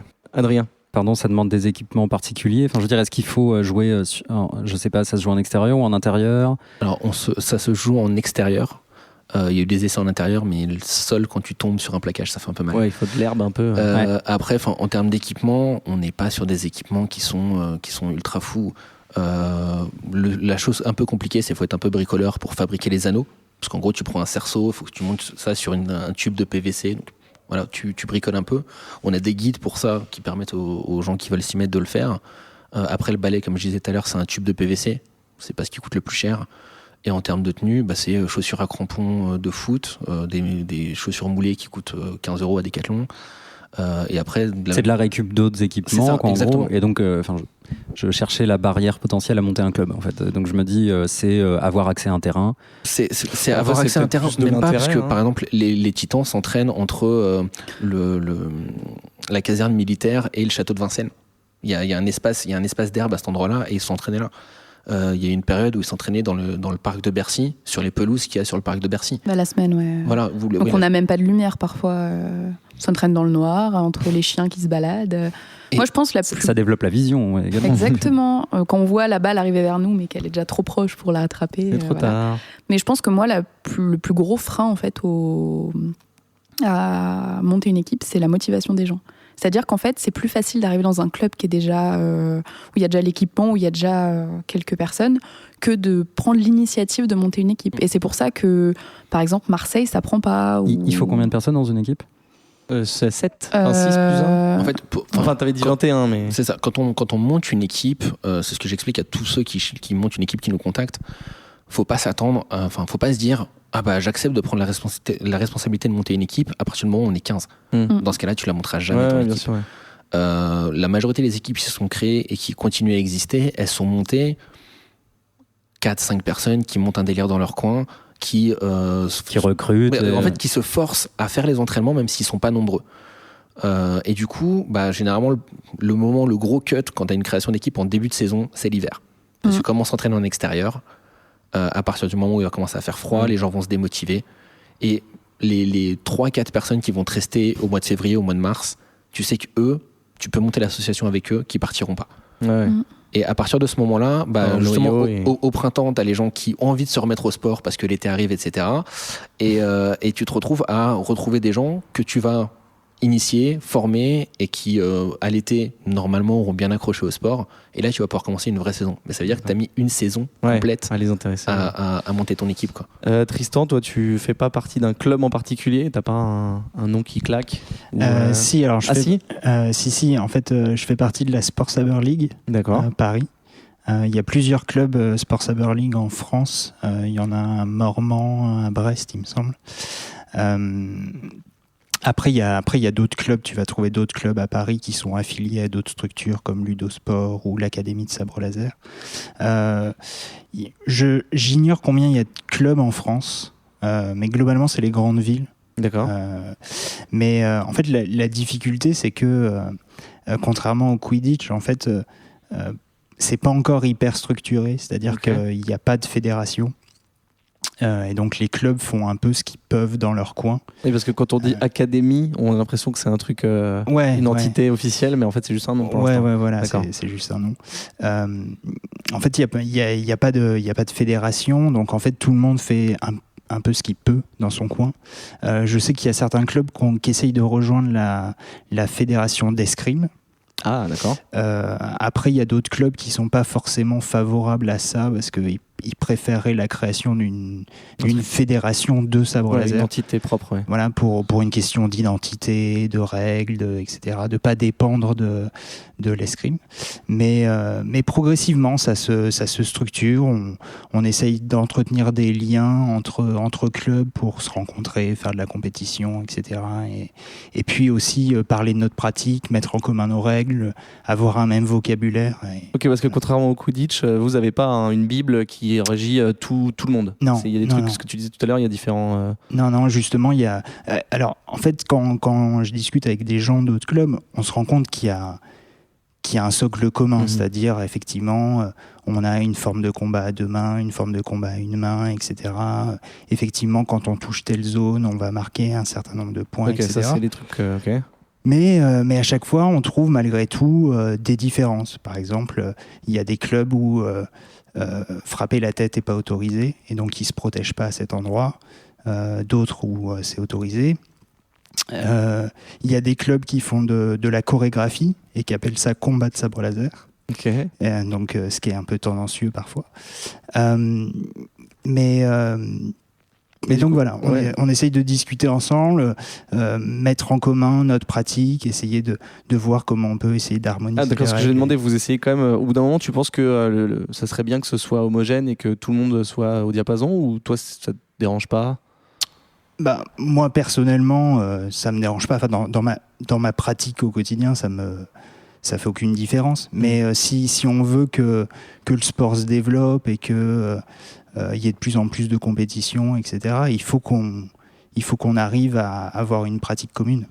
C'est important. Parce que tu vois, si je l'apparente au karaté, où il y a des dizaines et des dizaines de styles de karaté différents, ça les empêche pas d'avoir des tournois, d'avoir de la compétition ou quoi, mais...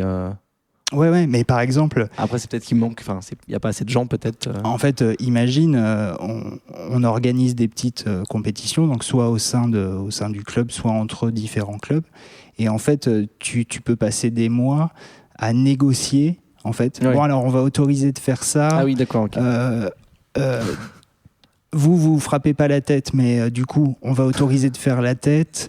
Vous faites les gens seront pas contents, des pointés, nous on le fait pas. Du coup, on accepte, on fait des compromis, etc. Non. Le risque, c'est plus de perdre un œil que de perdre une clavicule, quoi. Alors, en fait, des blessures, il y en a. C'est vrai qu'on m'a pas demandé tout à l'heure.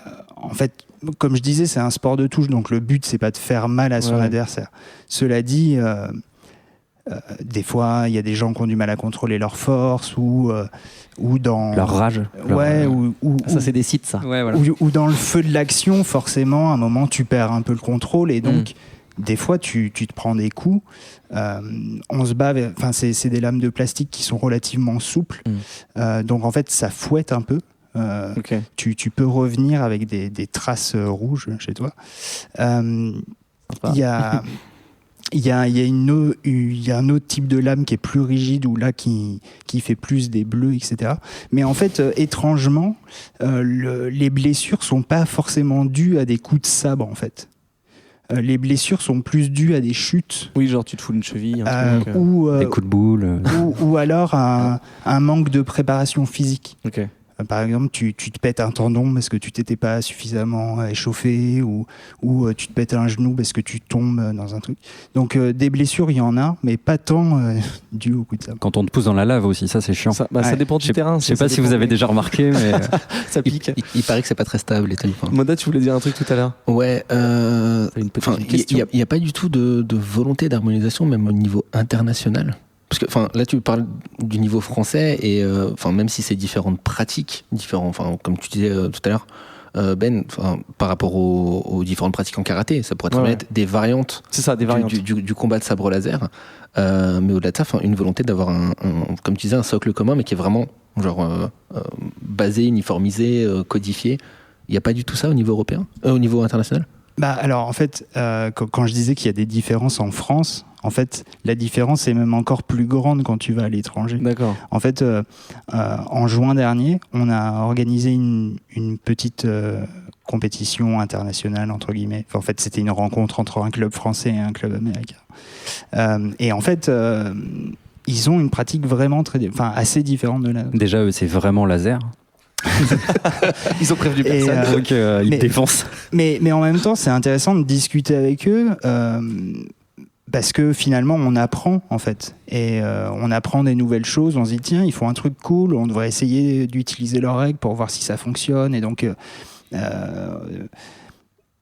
par ce fait de partage, d'échange, finalement, là, cette année, on va expérimenter, on va faire évoluer nos règles d'arbitrage sur certains éléments. Mais par exemple, toi, tu disais, quand tu discutes avec des gars d'autres clubs, genre tu vas voir un gars dans le club, vous discutez, il te donne une bonne idée, toi, tu peux revenir dans ton club et dire, hé les gars, il y a ça, et genre, ça peut être testé ou accepté, ou est-ce qu'il faut que je sais pas s'il y a un président, un directeur, ou même le prof, je sais pas. En fait, c'est une structure associative, hein, donc t'as un président, un trésorier, etc., okay. Et puis t'as des profs.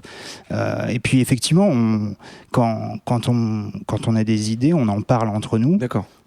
Souvent, tu essayes ça au sein de ton cours, avec tes potes en gros, et ton prof. Si on voit que ça marche, on en parle aux autres gens des autres cours qui disent tiens, essayez de faire ça pour voir si ça vous plaît. Tout. Puis après, vous testez par le dialogue et tout, et puis après on décide tiens, on va essayer de faire ça. Contrairement à vous, Clara, où en fait c'est comme ça s'apporte plus à un sport qu'on connaît le foot ou autre, où les règles sont imposées et ça changera jamais, enfin ou en tout cas ça changera pas de votre fait. Même si toi à un moment tu as une bonne idée, ou imaginons, je dis une bêtise, mais il y a un nouveau film Harry Potter qui sort avec le Quidditch qui a évolué et qui a un truc intéressant qui peut être transposé dans dans le monde réel. Ça peut pas venir d'un joueur, c'est obligé d'être dans les grandes instances. C'est ça, c'est-à-dire que si, ce qui arrive à beaucoup de joueurs, on va à l'étranger pour nos études ou quoi, on peut arriver dans n'importe quel club de Quidditch. D'accord, ouais, c'est pratique. Ça sera les mêmes règles, sensiblement les mêmes règles. Et c'est pour ça qu'il y en a, nous, dans notre équipe, ou même dans les autres clubs, qui ont découvert, par exemple, le Quidditch en Angleterre ou aux États-Unis, et ils reviennent en France. C'est les mêmes balles, c'est les mêmes tailles de balais, les mêmes tailles d'anneaux, en fait. Tout est codifié dans le rulebook. Adrien, petite question. Oui, parce que tu dis qu'il y a beaucoup d'étudiants dans le lot. Et tout à l'heure aussi, tu disais, Tristan, que les compétitions ou les stages étaient plutôt organisés sur les vacances scolaires. Peut-être, Ben, je te coupe l'air sous le pied, je sais pas. Non, mais du coup, est-ce qu'en fait, on peut parler en fait de qui pratique ces sports-là en fait? C'est fou. Tu me fais ma transition. En fait, j'allais dire, je vais faire ma transition comme ça. Non, j'allais juste dire, vu que tu as été en plus à l'étranger, est-ce qu'il y a un portrait robot du pratiquant ou de la pratiquante, un âge particulier, plus de garçons que de filles, une classe sociale, Clara? Alors, je vais juste, je vais le président peut-être détailler un petit peu plus la chose. Déjà, première chose, tu parlais de garçons et de filles. On a une différenciation au Quidditch qui est un petit peu différente. Est-ce que les équipes sont mixtes, tout ça? Voilà, on est forcément dans des équipes mixtes, mais on parle de mixité de genre. C'est-à-dire qu'on adhère à la théorie de genre, qui définit que il n'y a pas que deux genres qui est masculin féminin. Nous on a pour pas aller trop dans la diversité et vu qu'on a une règle qui impose un maximum de 4 joueurs du genre majoritaire sur le terrain. On a réuni l'ensemble des genres qui ne sont pas masculins et féminins dans une catégorie chapeau entre guillemets qu'on appelle non binaire. D'accord. Et donc du coup on a en France une majorité de joueurs masculins. Avec en fait il me semble qu'on est à 52% de masculins, on est à 46% de féminins, et on a 2% de non-binaires. D'accord. Voilà. Et après, tu parlais de portrait robot, l'âge moyen c'est aux alentours de 22-23 ans, d'où le fait qu'on parlait d'énormément d'étudiants, sachant que dans ces stats-là, il y a quelques personnes qui remontent la moyenne d'âge. Puisque, des gens de 60 ans peut-être? Alors pas 60 ans mais 40 ans. Pas, 40 ans dans les licenciés l'année dernière, il y avait l'ancien président, et l'ancien président avait 42 ans je crois.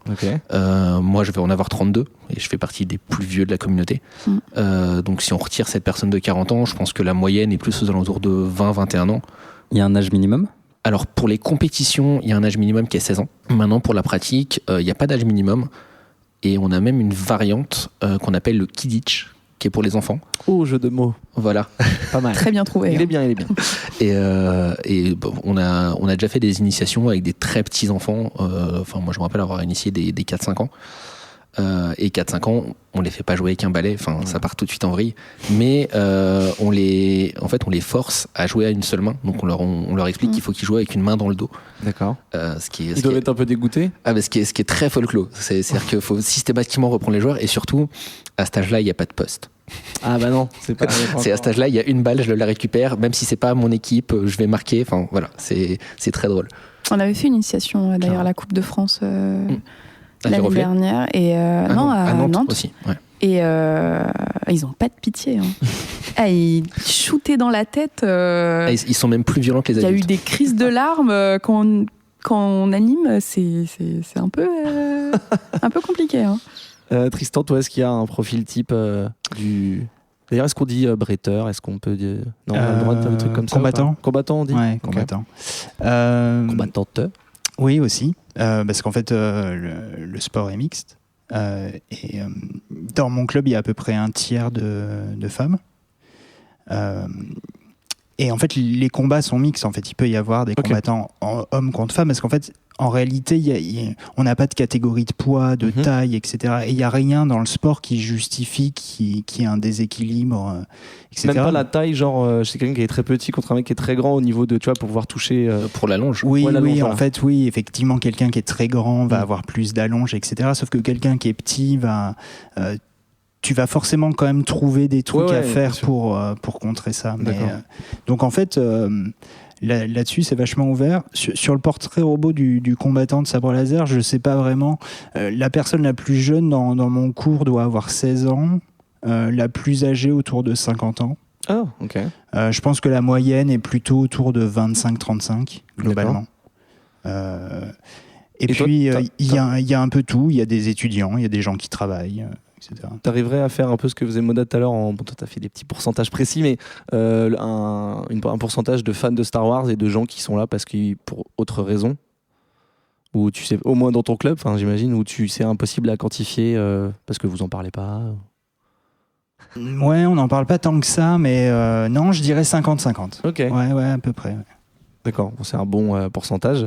Est-ce que, question ouverte à tous les trois, vous considérez quand même si on a dit que c'était des sports qui sont jeunes, on a dit que des fois il y avait de l'incompréhension, on en parlera juste après, est-ce que c'est des pratiques en marge selon vous encore même si tu disais Moda que un de tes boulots c'est de faire sortir ça, de rendre les choses officielles, est-ce que tu considères ça encore comme un sport en marge Je considère que c'est toujours un sport en marge du fait qu'on n'est pas reconnu.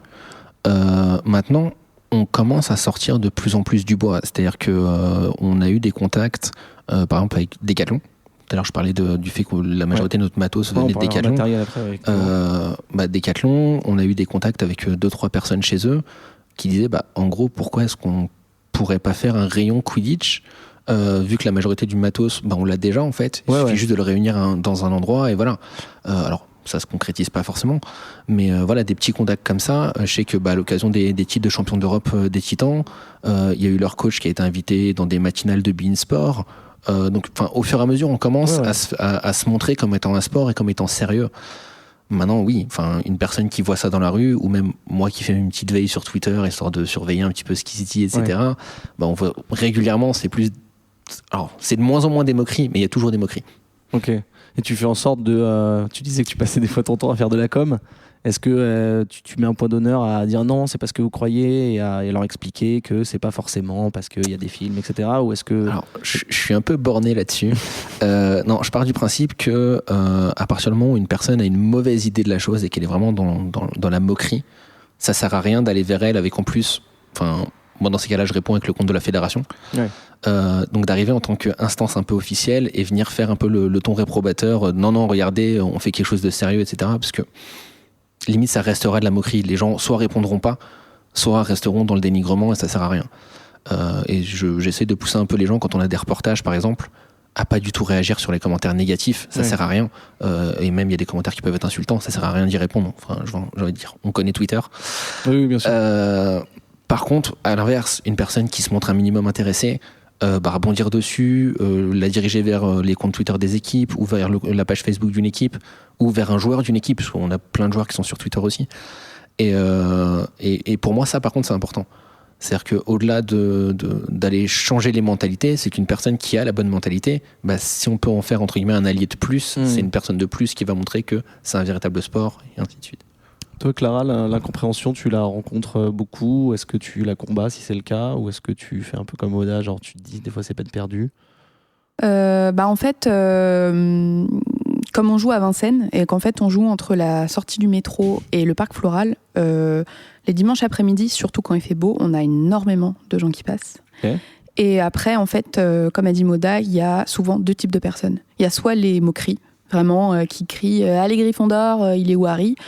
Et ça, clairement, ou « Ah, vous volez pas ?» Donc, soit on répond « on peut pas parce qu'on est dans Paris, c'est interdit. » Soit on relève pas. Et après, il y a vraiment les intéressés, genre qui demandent « Ah, vous jouez à quoi ?» etc. Soit, ou qui viennent, il y en a qui ont vraiment découvert, il y a un de nos coachs, il passait par hasard, qui est maintenant devenu notre coach, il sortait, je crois, de la Cinémathèque de Bercy et il a vu ça, et il a été hyper intéressé et il a jamais quitté l'équipe. Et c'est un des membres les plus actifs de la communauté. Exactement. Non, vraiment, c'est... Exactement. Et après, ce qui est reportage, il y a eu des très bons articles écrits ou vraiment très bien, même sur YouTube. Il y a vraiment eu des vidéos qui expliquent très bien les règles. Après, il y a eu vraiment les moqueries. Et après, il y a les décalés. Je sais qu'on est passé dans le quotidien. Et vraiment, Ouais, l'angle de base est déjà c'était déconnade, mais ils ont pas dit de grosses bêtises. En fait, moi je sais que j'étais là au moment du tournage, parce que ça se passait pendant la Coupe d'Europe. Et une de nos flips les plus totales, ils avaient contacté la Fédé française et la Fédé belge, parce que ça se passait en Belgique. Et du côté de la Fédé belge, ça avait été oui, non, mais par contre, nous on veut quelque chose d'ultra sérieux. Parce qu'on en a marre d'être moqué, etc. Sauf que tu dis ça au quotidien. J'ai envie de dire, c'est leur gagne-pain de se moquer des gens. Et du coup, moi j'ai accueilli le journaliste. J'ai essayé au départ de cadrer un petit peu, mais très vite, j'ai envie de dire, il a du métier, il échappe. Et concrètement, il y avait quelques personnes qu'on voulait absolument pas qu'ils interviewent, et ils ont fini par les interviewer parce qu'on n'a pas eu la main. Mais ils sont pas passés. Mais justement, et en fait, moi, au soir, au moment de repartir de la compétition, je lui dis, c'est vous qui faites le montage, ça se passe comment, etc. Parce que nous, on aimerait bien que ce soit vraiment orienté sur le côté sportif, surtout que ça a été une belle Coupe d'Europe, pas forcément pour les Français, mais ça a été une belle Coupe d'Europe. Et il fait, moi, j'ai bien vu le côté sportif, j'ai bien vu le côté communautaire qu'il y a et tout, avec des gens super cool. Mais moi, j'envoie les images à Paris, et c'est à Paris qu'on fera le montage. Et là où on a eu de la chance, c'est qu'on a des personnes de la communauté qui ont énormément d'autodérision. Par rapport au sport qu'on fait, etc. Et je pense qu'ils ont vu ça. Et du coup, ils ont préféré mettre ces images-là plutôt que de mettre les images de gens qui auraient pu vraiment nous faire du tort. Et voilà. Et d'ailleurs, moi, au moment où on a regardé le reportage, on a arrêté l'entraînement pour le regarder. Et on voit le passage. Et en fait, le premier passage de la personne en question, on regarde, on fait, c'est pas normal, c'est trop sérieux comme réponse. Il doit y avoir un autre truc derrière. Et forcément, derrière, bam, il y a eu la petite connerie. Et on s'est dit, en gros, c'est ça qui nous a sauvé le reportage, quoi. Parce que on n'a pas eu un reportage ultra moqueur, on n'a pas eu un reportage ultra sérieux non plus. Mais l'introduction du reportage, c'est différentes personnes de différentes équipes étrangères qui disent bienvenue à la Coupe d'Europe de Quidditch dans leur langue. Et ne serait-ce que ça, ça montre le côté sérieux du sport. D'accord. Ils se sont axés surtout sur l'ambiance, en fait, j'ai l'impression. Parce que souvent, ils interviewaient des gens qui étaient entre potes et qui se... Oui, mais c'est le pire, c'est la pire image qu'on peut avoir. C'est vraiment des gens un peu des originaux dans leur côté. Alors que s'ils voient qu'il y a l'ambiance comme dans n'importe quel autre sport, du coup, ça... Nous, je sais que ce qui faisait peur, c'est plus qu'ils interviewent, en fait, le joueur cliché. C'est-à-dire, par exemple, qu'il y avait une écharpe Gryffondor ou quoi, ce qui a déjà été fait dans d'autres reportages. Alors que là, non, c'était par exemple quelque chose qui nous a fait... C'était juste, on voyait l'image d'un match et c'était une qui disait « Allez les gars, on se remotive !» allez les gars et les filles, genre qu'elle avait oublié pour vraiment montrer, et c'était drôle. Ou alors et surtout c'était drôle pour nous parce qu'on sait que c'est une des personnes qui est la plus à défendre le fait de parler au féminin. Ah oui, d'accord. Et du coup c'était très drôle. Et l'anecdote que je disais tout à l'heure, c'est Juliette voilà, qui donc comme je disais, on lui pose une question, réponse super sérieuse, et puis derrière c'est non mais je crois que la question c'est vous avez pas des moqueries, ouais, qu'est-ce que vous faites du ballet là, on se le fout dans le cul, voilà, c'est direct classique. Et en fait, on est les premiers à se moquer de ça. C'est-à-dire quand tu fais une initiation, que tu fais venir des personnes à un entraînement pour essayer. Moi, je sais que nous, c'est ce qu'on fait à Lille.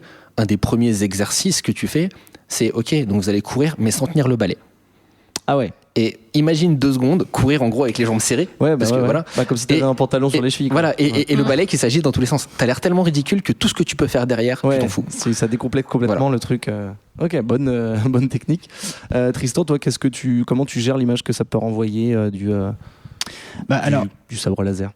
Nous, étonnamment, on n'a pas vraiment de moquerie ou de machin comme ça. Déjà, vous êtes à l'intérieur, peut-être que ça aide. Oui, mais bon, même, imaginons, sur les réseaux. Voilà, sur les réseaux sociaux, etc. Il n'y a pas vraiment de moquerie. Bon, il peut y avoir de temps en temps des...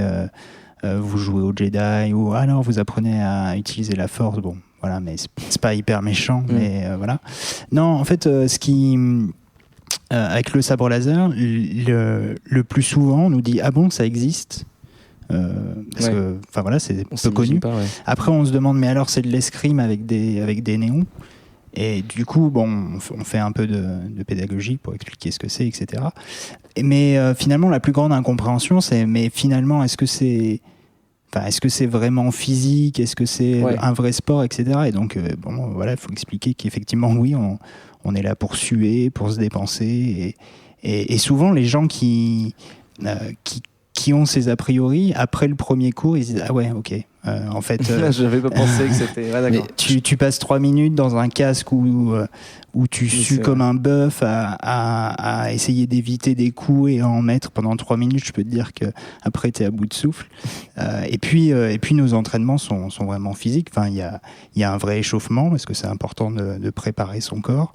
Après, il y a une vraie phase de renforcement musculaire.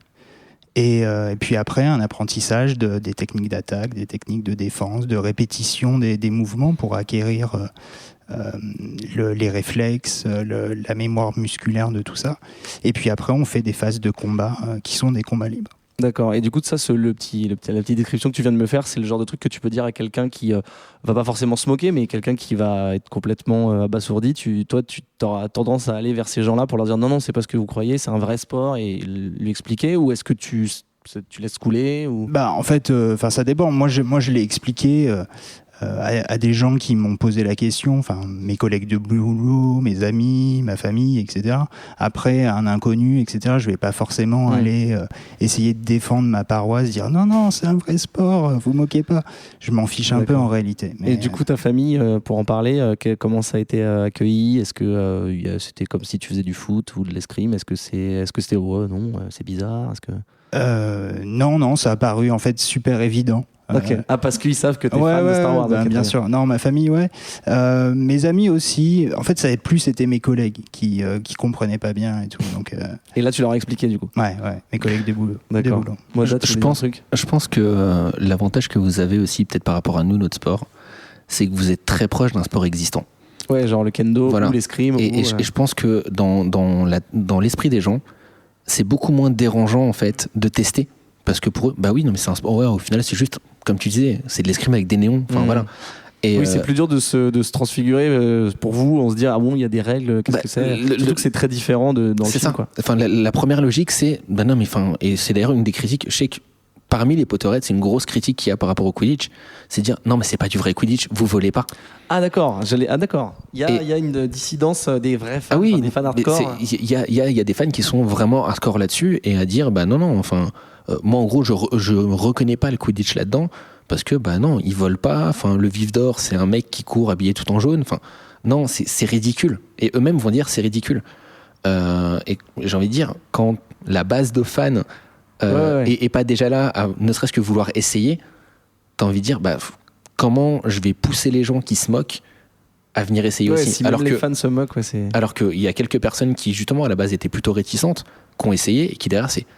Ah ouais, quand même. Enfin, vous bossez, etc. Et tout à l'heure, tu décrivais un entraînement plus ou moins typique.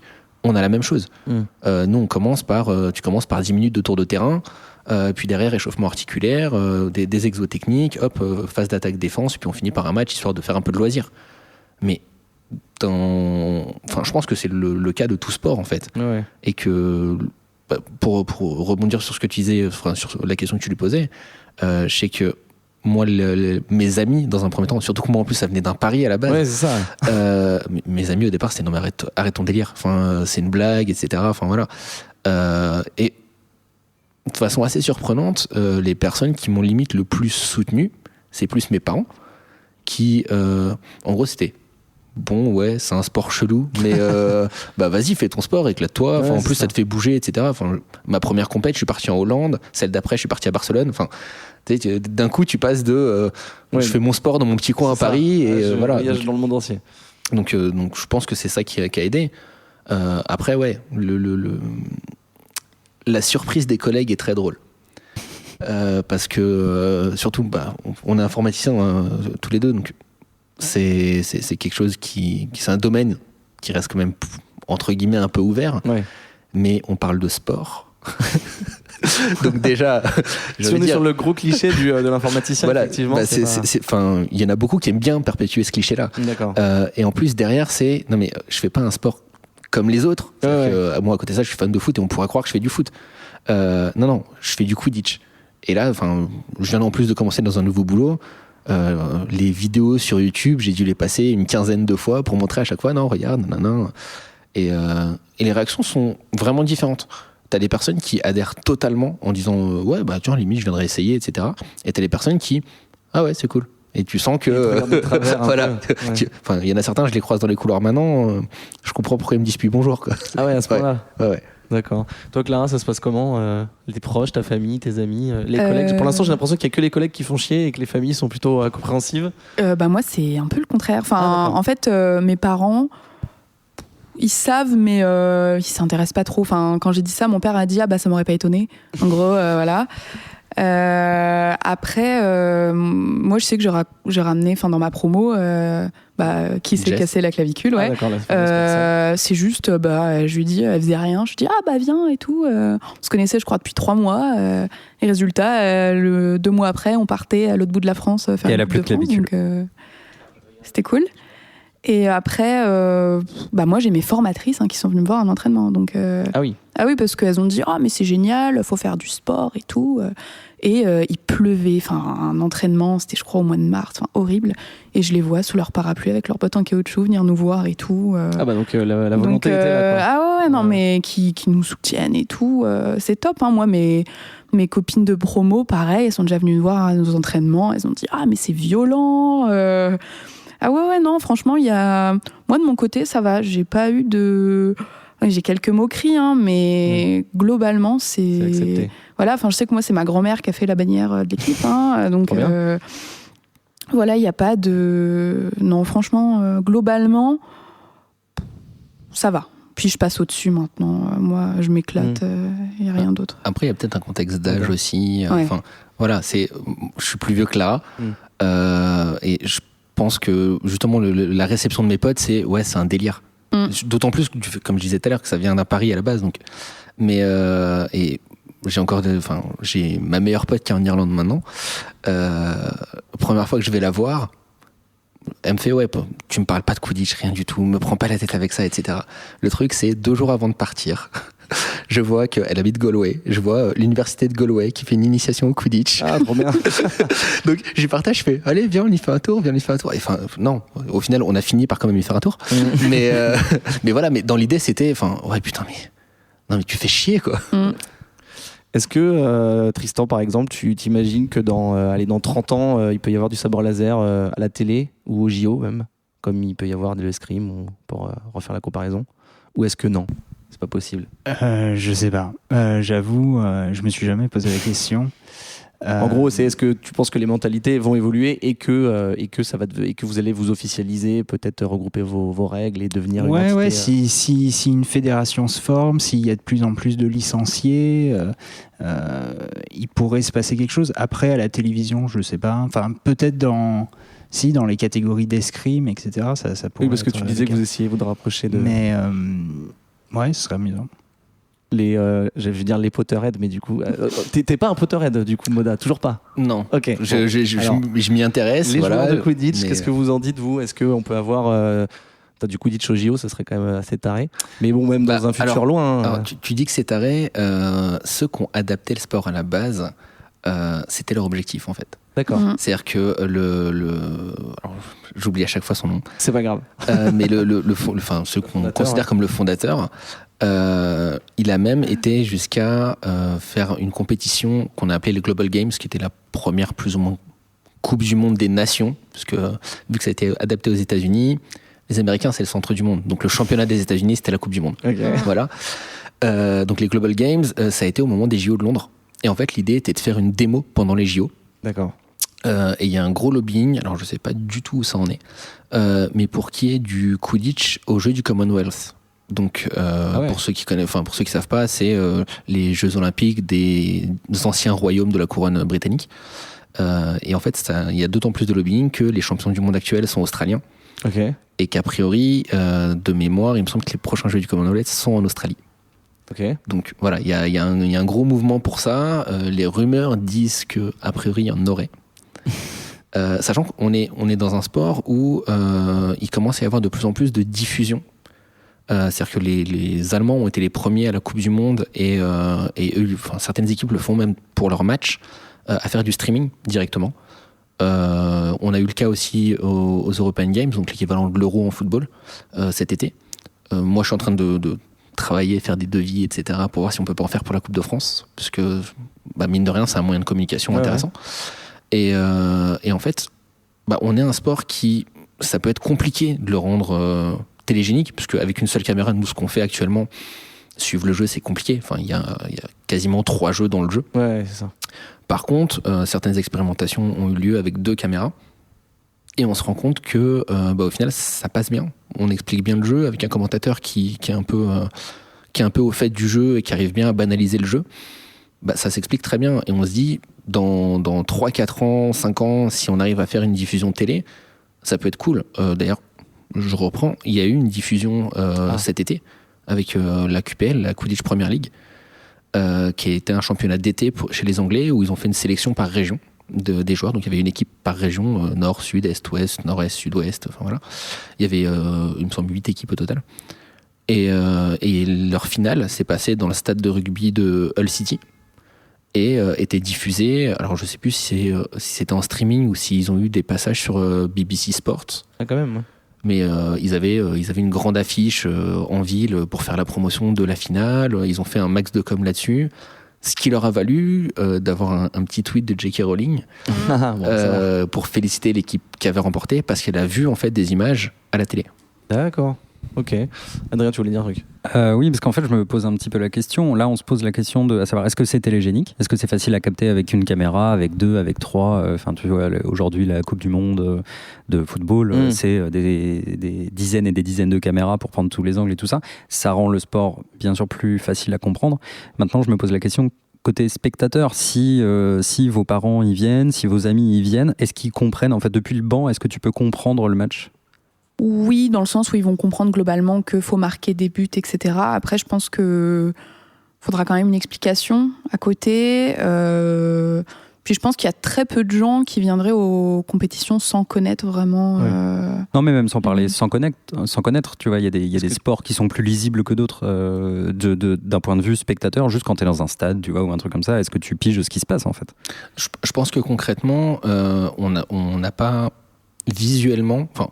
On va pas avoir demain des émissions qui vont débriefer les matchs, style on refait le match, l'after-foot, etc. Télé Quidditch. Mais voilà, en fait, il faudrait à la limite qu'il y ait ce type d'émission-là pour décortiquer les phases de jeu. La personne qui va être sur le bord du terrain, elle va se concentrer sur une phase de jeu qui est entre guillemets la plus importante, qui est le fait de marquer des buts. Et à partir du moment où le vif d'or est sur le terrain, il va se concentrer sur le vif d'or et sur l'attrapeur. Le reste de la dynamique de jeu, le spectateur, il va pas forcément la capter. C'est pas lui qui va devenir expert en tactique juste en regardant les matchs. Ouais, en fait, je pense un petit peu comme le football américain, par exemple, genre qui est assez dur à lire stratégiquement. Et ça, oui, il y a besoin d'émissions, de débriefs et tout, et la télé est bien pour ça. Et après, quand t'es toi dans le terrain, tu regardes là où est le ballon. Je pense que c'est vraiment la meilleure image. C'est-à-dire qu'on en parle assez rarement, nous, quand on décrit le sport. On décrit ça comme étant du hand, du rugby et de la balle aux prisonniers. Mais je pense que en termes d'image pour le spectateur, ce qui parle le plus, c'est le foot US. C'est-à-dire qu'on a moins de phases arrêtées que le foot US, mais la compréhension tactique, il y a plusieurs équipes qui ont des playbooks sur pour expliquer un livre de tactique sur la façon de jouer, tel joueur va se placer à tel endroit à tel moment. Donc le rôle du coach doit être assez essentiel quand même. On commence à avoir de plus en plus de coachs dans les équipes. C'est-à-dire que les équipes qui veulent vraiment faire de la compétition ont des coachs. Alors, les noms diffèrent en fonction des équipes, mais ont des coachs. Les Titans ont un coach, les Frogs ont un coach, donc l'autre équipe de Paris. Nous, on a un coach depuis le mois de novembre à Lille. Et de cette façon, on pousse de plus en plus en fait l'aspect tactique en regardant un maximum de matchs étrangers, de matchs français, parce qu'on a la chance d'avoir beaucoup d'équipes qui filment leurs matchs et qui partagent leurs matchs. Du coup, on en vient décortiquer un petit peu le jeu. Et ça, voilà, le spectateur lambda, il le fera jamais. Et puis même pour regarder le parallèle avec le foot américain, je me dis que, il y a aussi peut-être les gens qui viendront juste pour l'ambiance dans un stade. Et tu vois, si je vois par rapport au film, après c'est complètement pété parce qu'il y a des millions d'étages à la Coupe du Monde de Quidditch, mais ça a l'air de. Pourquoi il n'y aurait pas autant d'ambiance que pour du foot américain ou du baseball ou du foot ou du tennis? Donc je me dis, on y sera. Il y a de l'ambiance. Il y a de l'ambiance. Et puis je pense à une image qui peut être vue un petit peu par tout le monde. Il y a un reportage qui s'appelle Mud Blood, qui est un reportage sur l'équipe de UCLA qui va à la Coupe du Monde, donc je mets les guillemets parce que c'est en fait la Coupe des États-Unis. Donc c'est un reportage qui date un petit peu maintenant parce qu'il doit avoir 3 ou 4 ans. Et en fait, donc il est disponible sur Netflix et on voit à un moment, il filme la finale et ça se passe dans un stade de foot US. Il n'est pas plein, c'est sûr, mais on ressent l'ambiance. C'est un documentaire. C'est un documentaire. Ça a été filmé. Enfin, il commence à y avoir un petit business autour du Quidditch, que ce soit aux États-Unis ou même en Europe. C'est-à-dire qu'il y a des boîtes de production télévisuelles qui se montent. Je pense à ces Three Hoops et Fly, puisqu'ils sont essentiellement UK. Et en fait, ils font des reportages sur une équipe, sur un joueur en particulier, en centrant sur le joueur, et vraiment toute cette expérience-là et tout ce côté documentaire est vraiment en train de faire la promotion là-dessus. Et Clara, tout à l'heure, parlait du fait que oui, il y a de l'ambiance. Il commence même à y avoir des petits chants qui se répercutent de tournoi en tournoi. Alors c'est souvent des choses un peu parodiques, des choses un peu drôles.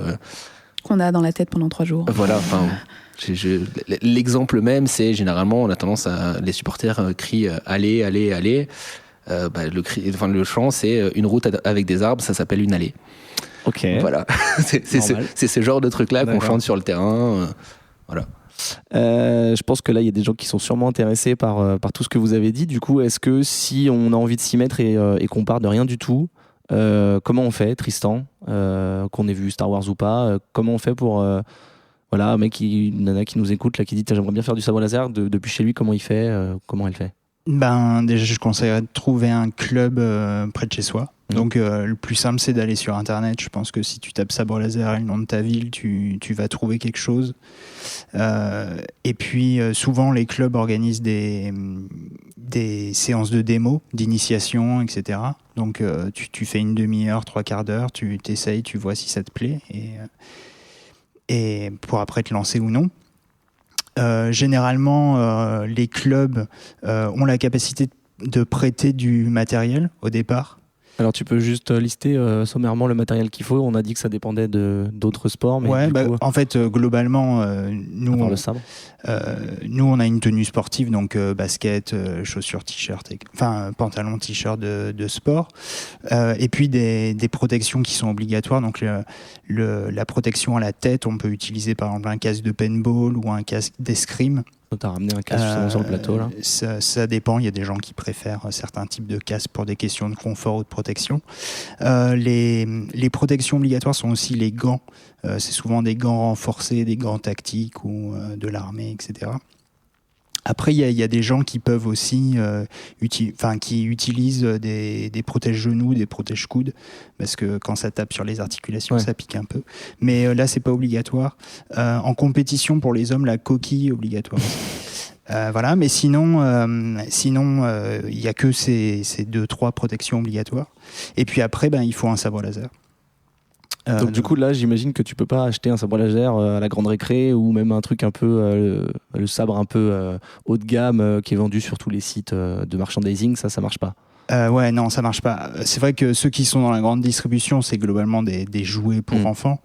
Et sinon, on va trouver sur Internet d'autres types de sabres laser qui sont en fait des répliques des sabres des films qui sont en fait pas dans des matériaux conçus pour le combat en termes de résistance, etc. Donc en fait, il y a différentes marques, qu'elles soient américaines, anglaises ou même quelques-unes françaises, qui fabriquent des sabres spécifiquement pour le combat. D'accord. Les joueurs, j'allais dire les. Attends, pardon, excuse-moi, avant de passer la main aux joueurs de Quidditch, le budget à peu près de tout ça là, de tout ce que tu as cité, c'est-à-dire aussi bien des protections que du sabre en lui-même. Alors moi, mon sabre, il m'a coûté autour de 150 €. D'accord. Mais après, donc c'est un sabre qui a été fabriqué en France. C'est une marque française. Et donc ça évite d'avoir aussi des questions de frais de port, frais de douane, etc. Parce qu'il y a beaucoup de marques US qui sont beaucoup plus chères, mais qui te proposent plus d'options de personnalisation ou des poignées plus fun, etc. D'accord. Mais là, ça peut être un budget qui va de 300 à 500 €, plus les frais de port, plus les frais de douane, etc. Enfin, c'est l'enfer. Il y a une licence aussi, du coup? Oui, tu adhères à un club, donc il y a forcément une licence qui, chez nous, est autour de 300 €. Pour l'année? Pour l'année, oui. D'accord. Et après, les protections, tu peux trouver ça. Un casque de paintball, ça coûte, je sais pas, entre 20 et 30 €, quelque chose comme ça. Après, c'est les trucs de skate ou les protections dont tu parlais au coude et aux genoux. Ouais, voilà, c'est relativement abordable. D'accord. Moda, pour le pour le matériel. Enfin, qu'est-ce qu'on fait, comment on fait on vient de voir Harry Potter ou pas, on vient d'écouter l'émission, on sait pas quoi faire, comment on fait? Alors pour essayer, ça va être un peu la même chose, ça va être chercher s'il n'y a pas un club pas très loin, et de la même façon, sur Facebook, en tapant Quidditch et le nom de la ville.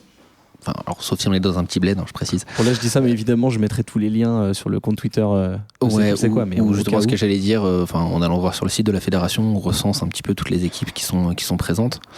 Après, au niveau matériel, on n'a pas vraiment grand-chose à ramener. C'est-à-dire qu'il y en a qui s'entraînent en survêt et en basket sans aucun souci.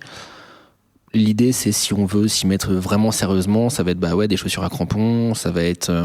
tout à l'heure, je parlais de sous-maillot, parce que comme on se retrouve à jouer en hiver et en extérieur, voilà. Crampons, tu disais comme des chaussures de foot, en fait. C'est les chaussures de foot. Enfin, nous, on prend les basiques, les basiques à 15 €, ça va très bien. Non vissé. Non vissé, ouais. Enfin, non vissé, il faut pas que ce soit des pointes. Ça, c'est défini dans le livre de règles, en fait. Après, en termes de matériel, c'est tout ce qu'on demande. Le balai, je sais pas si c'est le nom officiel. Le balai, c'est l'équipe qui. D'accord. L'équipe a généralement plein de balais pour les entraînements. Et ça, techniquement, c'est quoi cet objet? C'est un truc exprès pour ou c'est un truc bricolé? Non, alors il y en a qui sont fabriqués. C'est-à-dire qu'il y a des marques du style, c'est Peterson, je crois. Ouais, c'est ça, c'est Peterson.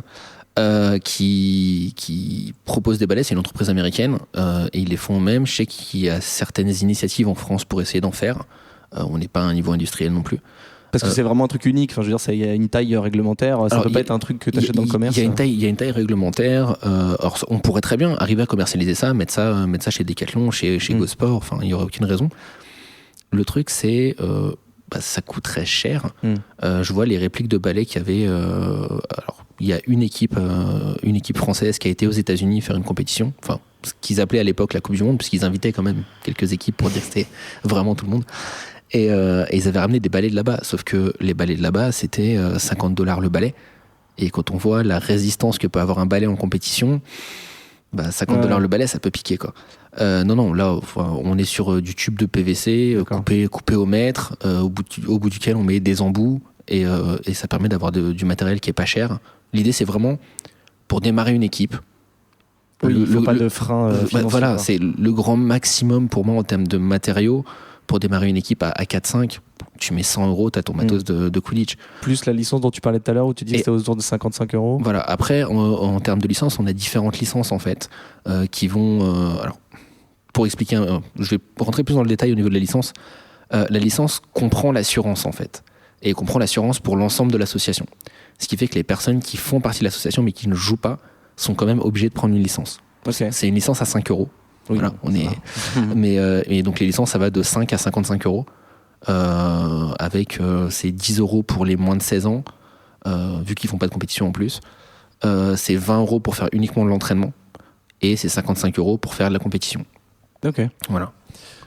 Clara, moi que tu aies quelque chose à rajouter sur le matériel et le budget, je te demanderais quels seraient tes conseils à cette même personne là qui aimerait s'y mettre. Est-ce que tu as un conseil à donner, que ce soit technique, que ce soit humain, que ce soit moral, ce que tu veux? Moi, je rajouterais qu'en plus, il y a la licence de la fédération à payer. Et en plus, sachant que les clubs à côté, nous, chez les Titans, on demande une participation, donc qui aide à payer le matériel, à payer les balles, sachant que les balles, on les fait venir des États-Unis. Souvent, on fait des commandes groupées pour que ça coûte moins cher, mais on les fait quand même venir des États-Unis. Nous aussi, cette année, on a fait 2-3 entraînements en intérieur quand il faisait vraiment froid ou qui prévoyait de la pluie. Ah oui, donc il faut bien... Voilà, et après, souvent, on essaye de faire des petites sorties ou des petites soirées entre nous pour vraiment... pour la cohésion d'équipe, et il y a une partie qui est prise en charge par l'équipe. Il y a aussi une des seules protections qui est obligatoire, c'est le protège-dents. Ah oui, ouais, en compétition. Voilà, sachant que nous, cette année, personnellement, nous on a investi parce que moi j'arrivais vraiment pas à respirer avec le protège-dents à 1 € de Decathlon. Donc voilà, le mien il coûte 20 €, mais au moins je peux parler avec et tout. Voilà, qu'il ne faut pas trop avoir d'a priori. Pour les fans d'Harry Potter, nous, je sais qu'il y en a beaucoup qui étaient déçus de nos entraînements parce que, voilà, pas le folklore. Exactement, que nous, notre équipe, clairement, la majorité, je dirais, n'est pas très fan. Donc, Ouais, justement. Enfin, je pense que ça dépend aussi des équipes. C'est-à-dire que, à part sur Paris, je pense qu'il y a possibilité de trouver, pour des fans d'Harry Potter, de retrouver un petit peu l'ambiance. Il y a quelques équipes qui sont loisirs, je pense à Lorraine Coolidge, donc Nancy et Épinal, qu'on fait une seule association en fait. Ah oui. Mais eux, ils sont dans une logique à être beaucoup plus loisirs. Ils ont même pas, ils s'inscrivent pas pour la Coupe de France, pas pour la future ligue qu'on essaie de mettre en place. Ils sont vraiment dans l'idée de, on fait des entraînements de temps en temps. On sait que c'est un sport, voilà, on se donne quand on est sur le terrain, mais voilà, l'idée c'est de prendre du plaisir, de s'amuser et pas du tout de rentrer dans la compétition. À l'inverse, sur Paris, les deux équipes qui sont présentes sur Paris ont des équipes qui font la compétition. Ça ne veut pas dire que des personnes qui viendraient pour du loisir ne pourraient pas du tout s'intégrer, mais l'objectif de ces équipes-là, c'est de se retrouver en finale de la Coupe de France et de s'affronter et de jouer le titre de champion de France. Du coup, pour quelqu'un qui habite à Paris, tu aurais plus tendance à conseiller de voir un club de banlieue ou un truc de regarder peut-être... Alors, pas forcément de regarder en banlieue, c'est-à-dire qu'il y a des équipes en banlieue qui sont plus petites et qui du coup font pas du tout de la compétition. Je pense à du côté de Juvisy où il y a les Sonic Broom et il y a une nouvelle équipe. Ouais. Super nom. Et du côté des Clés-sous-Bois où il y a une équipe qui est en train de se monter qui s'appelle les Headless Hunt, où eux ils sont dans une optique où ils démarrent. Donc oui, il va peut-être y avoir des gens qui sont pour de la compétition, mais tout le monde pourrait y trouver un petit peu son compte. Chez les Titans, chez les Frogs, il y a sûrement des gens qui sont là juste pour du loisir. Enfin, j'en ai même déjà rencontré des gens qui ils viendront pas forcément à tous les entraînements, ils viennent quand ils ont envie un petit peu de jouer, etc. Au moment où on fera les tours de terrain d'échauffement, peut-être qu'au lieu d'en faire 12, eux en feront 6. Voilà. Parce qu'ils seront moins en forme. Et du coup, en conseil, toi, qu'est-ce que tu dirais à la personne qui veut commencer, qui est un peu perdue, qui a un peu peur peut-être, ou qui se sent pas à la hauteur C'est justement de venir voir, de venir essayer, de venir discuter avec les gens. C'est-à-dire que on est un sport qui se définit comme étant inclusif. Donc, tout à l'heure on parlait de non-binarité.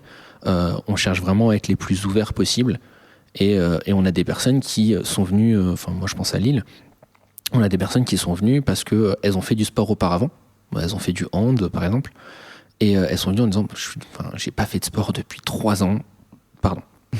je suis pas du tout en forme, je suis vraiment désolé, etc. En même temps, on est là, la majorité d'entre nous, on n'était pas forcément ultra sportifs, et on est là pour faire du sport ensemble, parce que c'est un sport qui nous plaît. Et pour moi, c'est vraiment ça, c'est vraiment l'idée de viens essayer, te prends pas la tête, 1, sur les a priori, 2, sur ton niveau de jeu. Mon premier entraînement, sur l'ensemble des passes qu'on m'a fait, j'ai dû en réceptionner 2. Et à la fin de l'échauffement, je crachais mes poumons, j'avais la tête qui tournait. À côté de ça, je fais des compétitions, j'ai déjà senti mes poumons partir en plein milieu de compète, mais je pense que c'est ça qu'on apprécie aussi quand on se met au sport. Et je pense que la motivation, ça doit être plus de vouloir se mettre au sport et limite d'avoir un intérêt dans ce sport-là, de se dire pourquoi j'essaierais pas ça, que de se dire mince, je serais jamais intégré, j'aurais pas le niveau. Faut pas se mettre la pression. C'est ça. Puis on peut tous dire, je connais un gars qui il voulait gagner un pari, maintenant il est président de son association. C'est ça. Tristan, toi, qu'est-ce que tu pourrais dire pour qu'on termine ce petit tour aux jeunes ou moins jeunes d'ailleurs qui veut se mettre au sabre laser, qui peut penser que c'est peut-être un peu ridicule ou quoi. Ouais, d'ailleurs, tu me fais penser. Le sabre laser, c'est aussi ouvert aux enfants à partir de 6 ans. C'est vrai qu'on n'a pas demandé, d'accord, à partir de 6 ans. Dans le club, il y a des cours enfants à partir de 6 ans. Avec un sabre plus petit, j'imagine. Ouais, avec un sabre plus court. Ouais. Pauvre, parce que sinon c'est un peu lourd. Mais ça existe. Ce que je conseillerais, en fait, de ne pas avoir spécialement peur. Mais là aussi, en fait, ça rejoint ce qu'on disait sur le Quidditch, des questions de niveau ou même d'avoir mal, en fait. Parce que souvent, les gens vont au sabre laser en se disant tiens, je vais frapper sur des gens, et puis en fait très vite ils se rendent compte quand même on se fait frapper dessus. Oui, forcément. Mais cela dit, en fait, une fois que tu as quand même dépassé ce petit truc intellectuel de te dire qu'à tout moment tu peux t'en prendre une dans la tête, finalement c'est pas si impressionnant que ça, quoi. Et c'est assez accessible. Enfin, moi je vois dans mon club il y a des gens qui se sont mis au sport grâce au sabre laser et qui s'en sortent vachement bien. Et donc, voilà, il ne faut pas avoir peur d'être jugé ou quoi que ce soit. Après, effectivement, il y a des gens qui sont là juste pour pour du loisir, pour du fun. Il y a des gens qui sont là aussi pour s'entraîner dur, pour être placés en compétition, etc. Moi, c'est pas spécialement mon cas. J'ai pas du tout l'esprit de compétition. Je suis là pour m'amuser et ça me suffit amplement. Cela dit, je fais quand même de la compète pour des fois, de temps en temps, me jauger, me dire est-ce que j'ai fait des progrès, est-ce que j'arrive à me qualifier à tel endroit ou pas. Bon. Mais voilà. Ok, très bien. Bah, écoute, n'ayez pas peur d'être jugé. Je trouve que c'est pas mal comme mot de la fin. Merci beaucoup à tous. On a pas mal creusé le sujet. Je pense qu'on va tous aller assister à un combat de sabre ou à la Coupe du Monde. Non, à la Coupe de France. Coupe de France qui est en novembre à l'image. Ok, Adrien veut dire un truc. Ouais, je voudrais juste poser une toute petite question. Sûr, genre, si en un mot, pourriez me dire genre votre plus beau souvenir genre dans ce truc. Alors ça peut être genre de votre pratique ou juste un truc que vous avez vu, je sais pas, un super match, un super truc, un beau moment d'échange, ou genre c'est quoi ton plus beau souvenir de ta pratique? Difficile comme ça. J'aurais envie de dire le premier combat que j'ai gagné, mais en fait je m'en souviens absolument pas. En fait je pense que c'était ma première compétition qui a été un bon moment parce que j'y allais, j'étais vraiment flippé. C'était ma première année, je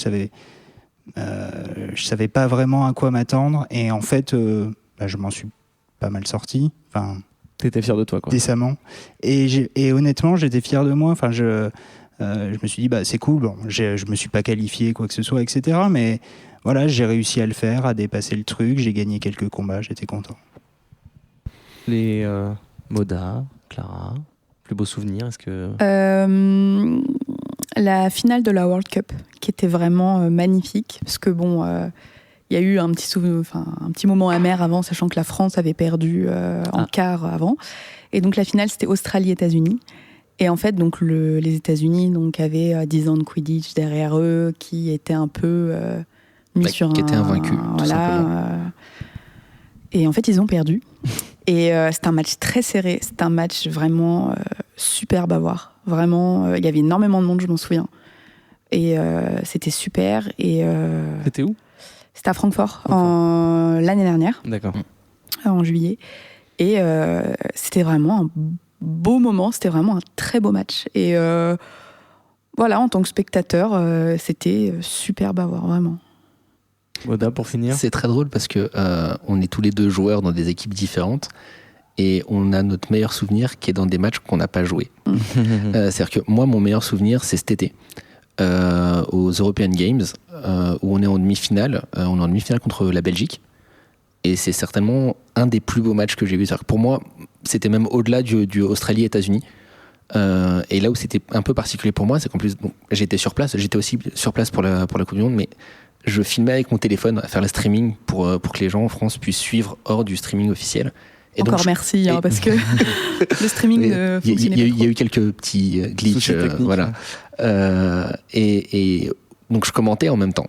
Et du coup, j'ai senti moi-même la tension dans le match. C'est-à-dire que j'ai re-regardé le match avec mes commentaires à moi derrière. Et c'était flippant parce que j'avais beau pas être sur le terrain, j'étais aussi tendu que les joueurs sur le banc. C'était un match qui était très serré. Et au moment où il y a justement Boris qui attrape le vif d'or, je sens dans la façon dont je le dis, où moi-même je suis, c'est bon, on l'a fait, on est en finale, voilà, quoi qu'il se passe, on est en finale. Et c'est pour moi un des plus beaux souvenirs parce que il y avait vraiment tout. Il y avait la tension, il y avait le côté on va pouvoir défendre notre titre. On avait une revanche de la veille à prendre contre les Anglais qui sont nos grands ennemis au Quidditch, comme dans un peu tous les sports. Et l'idée, c'était vraiment de dire, voilà, là, ce moment était intense. Quoi qu'il se passe derrière, on aura vécu ce moment-là, quoi. Super. Merci beaucoup, vraiment, d'avoir partagé tout ça avec nous. J'espère que les gens ont un peu changé de regard, ou en tout cas ont découvert des choses grâce à vous. Tristan, on peut te retrouver sur Twitter et Instagram. Oui. @TwainIsAlive. Exactement. Twain comme Mark Twain, is alive tout attaché. Et tu as aussi un site qui s'appelle Star Wars Timeline. Oui. Mais l'adresse c'est starwarscanontimeline.com. Voilà. Je mettrai tout ça sur petit Twitter de C'est cool, c'est quoi. Tu veux dire un mot dessus sur ce site ou bon, on a compris vu le nom ce que c'est. Mais... Oui, c'est un site de fans qui référence les sorties VO des livres, des comics, des films, du nouveau canon Star Wars. D'accord. D'ailleurs, j'ai oublié de poser une question. Est-ce que tu penses que là, la sortie de l'épisode 8 là en fin d'année, ça va amener des nouveaux licenciés ou pas? Oui, en fait, à chaque fois qu'il y a un film sort, ça amène des nouvelles personnes. D'accord. C'est bien ou c'est chiant Non, si, c'est bien. Après, il y a des gens qui se découragent vite parce que justement, comme on disait, ils se rendent compte très vite qu'en fait c'est hyper physique et que c'est pas des combats chorégraphiés comme dans les films, en musique où tout est extrêmement beau, etc. Donc t'as des gens qui vont se décourager un peu vite, mais ça amène des gens et c'est bien. Est-ce qu'on peut pas leur mettre un casque avec la musique du film, histoire qu'ils s'imprègnent un peu plus Ouais, on pourrait. Clara, toi, vous êtes un peu tranquille. Bon, après, il y a les Animaux Fantastiques, mais il n'y a pas de Quidditch dedans, donc pour l'instant, il n'y a pas de nouveau film qui va en amener des licenciés fans d'Harry Potter. Enfin, pas dans l'actualité, en tout cas.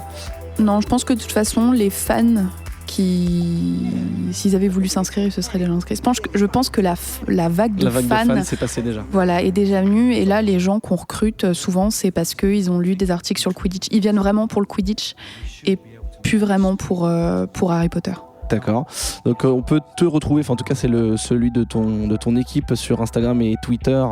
C'est Titan avec un S à la fin, Quidditch tout attaché, @Titan Quidditch, et Facebook c'est Titan Paris Quidditch. C'est ça. J'ai pas dit de bêtises. Et tu m'as dit qu'on peut vous retrouver, donc on a un peu parlé de vos entraînements à Vincennes. Tu peux dire à peu près si les gens veulent venir vous voir. Donc là les entraînements vont reprendre, on va avoir notre rentrée. Donc vous pouvez déjà nous retrouver donc les mardis et jeudis à partir de 18h-18h30 devant la Cinémathèque de Bercy. Et le dimanche, donc les horaires vont être annoncés, mais environ 13h30-14h sur le cours des Maréchaux à Vincennes.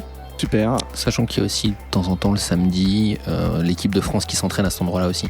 Parce qu'il y a une bonne partie des Titans qui fait partie de l'équipe de France. Et du coup, il y a des camps équipe de France sur certains week-ends. Et du coup, les samedis, au cours des Maréchaux, il y a aussi les entraînements équipe de France. D'accord. Toi, Moda, on peut te retrouver sur Twitter, @Moda M0HDA. C'est ça. Comme un vrai geek. Et tu as donné aussi le compte de France Quidditch, donc c'est @France Quidditch. Et sur Facebook, c'est Fédération du Quidditch français. C'est pas ça. Fédération française de Quidditch. Exactement. Bientôt, peut-être un jour. Et c'est quidditch.fr tout simplement. C'est ça. C'est le site de la fédération où on recense toutes les équipes, tout ce qui se passe un petit peu au niveau actu. Ou changement de règles ou voilà. C'était pas difficile à avoir Quidditch.fr? Bah apparemment non. C'est bizarre. En fait, on a eu la chance d'avoir une association de Potterhead qui l'avait réservé. Ah. Voilà. Et en fait, ils nous l'ont au départ prêté gracieusement et nous l'ont cédé gracieusement. Et d'ailleurs, c'est même eux qui hébergent encore le site de la fédération. Sympa. Il y a eu des gens qui sont devenus joueurs du coup ou pas? Alors je sais pas du tout. Je crois qu'ils sont du côté de Rennes. Okay. Et il me semble pas qu'il soit joueur à Rennes, mais non, enfin, mais c'est beau. C'est beau. Après, il y a beaucoup de noms de domaine en Quidditch qui sont pas forcément pris. Ne le dis pas. Faut pas le dire. Maintenant, tout le monde va faire. Ouais, mais il y aura pas d'enchère là-dessus vu que les équipes ont pas forcément d'argent. Donc. D'accord, très bien. Encore merci. Je vais remercier aussi Adrien. Adrien, on peut te retrouver sur Twitter. Je dis ton Twitter ou pas? Oui, bien sûr. Adrien Larouzet avec 2 E à la fin. Ouais. Comics Outcast. Si les gens ont reconnu ta voix suave. C'est vrai. Podcast des comics. Et est-ce que on parle de ton actu musical ou pas? Oh la vache. Si vous écoutez cet épisode potentiellement le jour de sa sortie, ce soir, vous pouvez venir. C'est le 14, c'est ça? Ouais. Peut-être que ça sort le 13. Voilà, bon bah c'est pas. Le 14 septembre, Java. Je vais faire des bloops avec des machines. De la belle électro, je vous le conseille, c'est super. Je redis, je me lasserai jamais de vous remercier parce que c'était vraiment très sympa. Merci aussi à vous les auditeurs de nous avoir écoutés. On vous donne rendez-vous très vite pour une autre passion tout aussi cool, avec des gens tout aussi cool. Et en attendant, voilà, n'ayez pas peur d'être jugé et vivez vos passions. C'était un très beau mot et je pense que c'est le joli mot de la fin. Merci beaucoup. Merci à toi. Merci.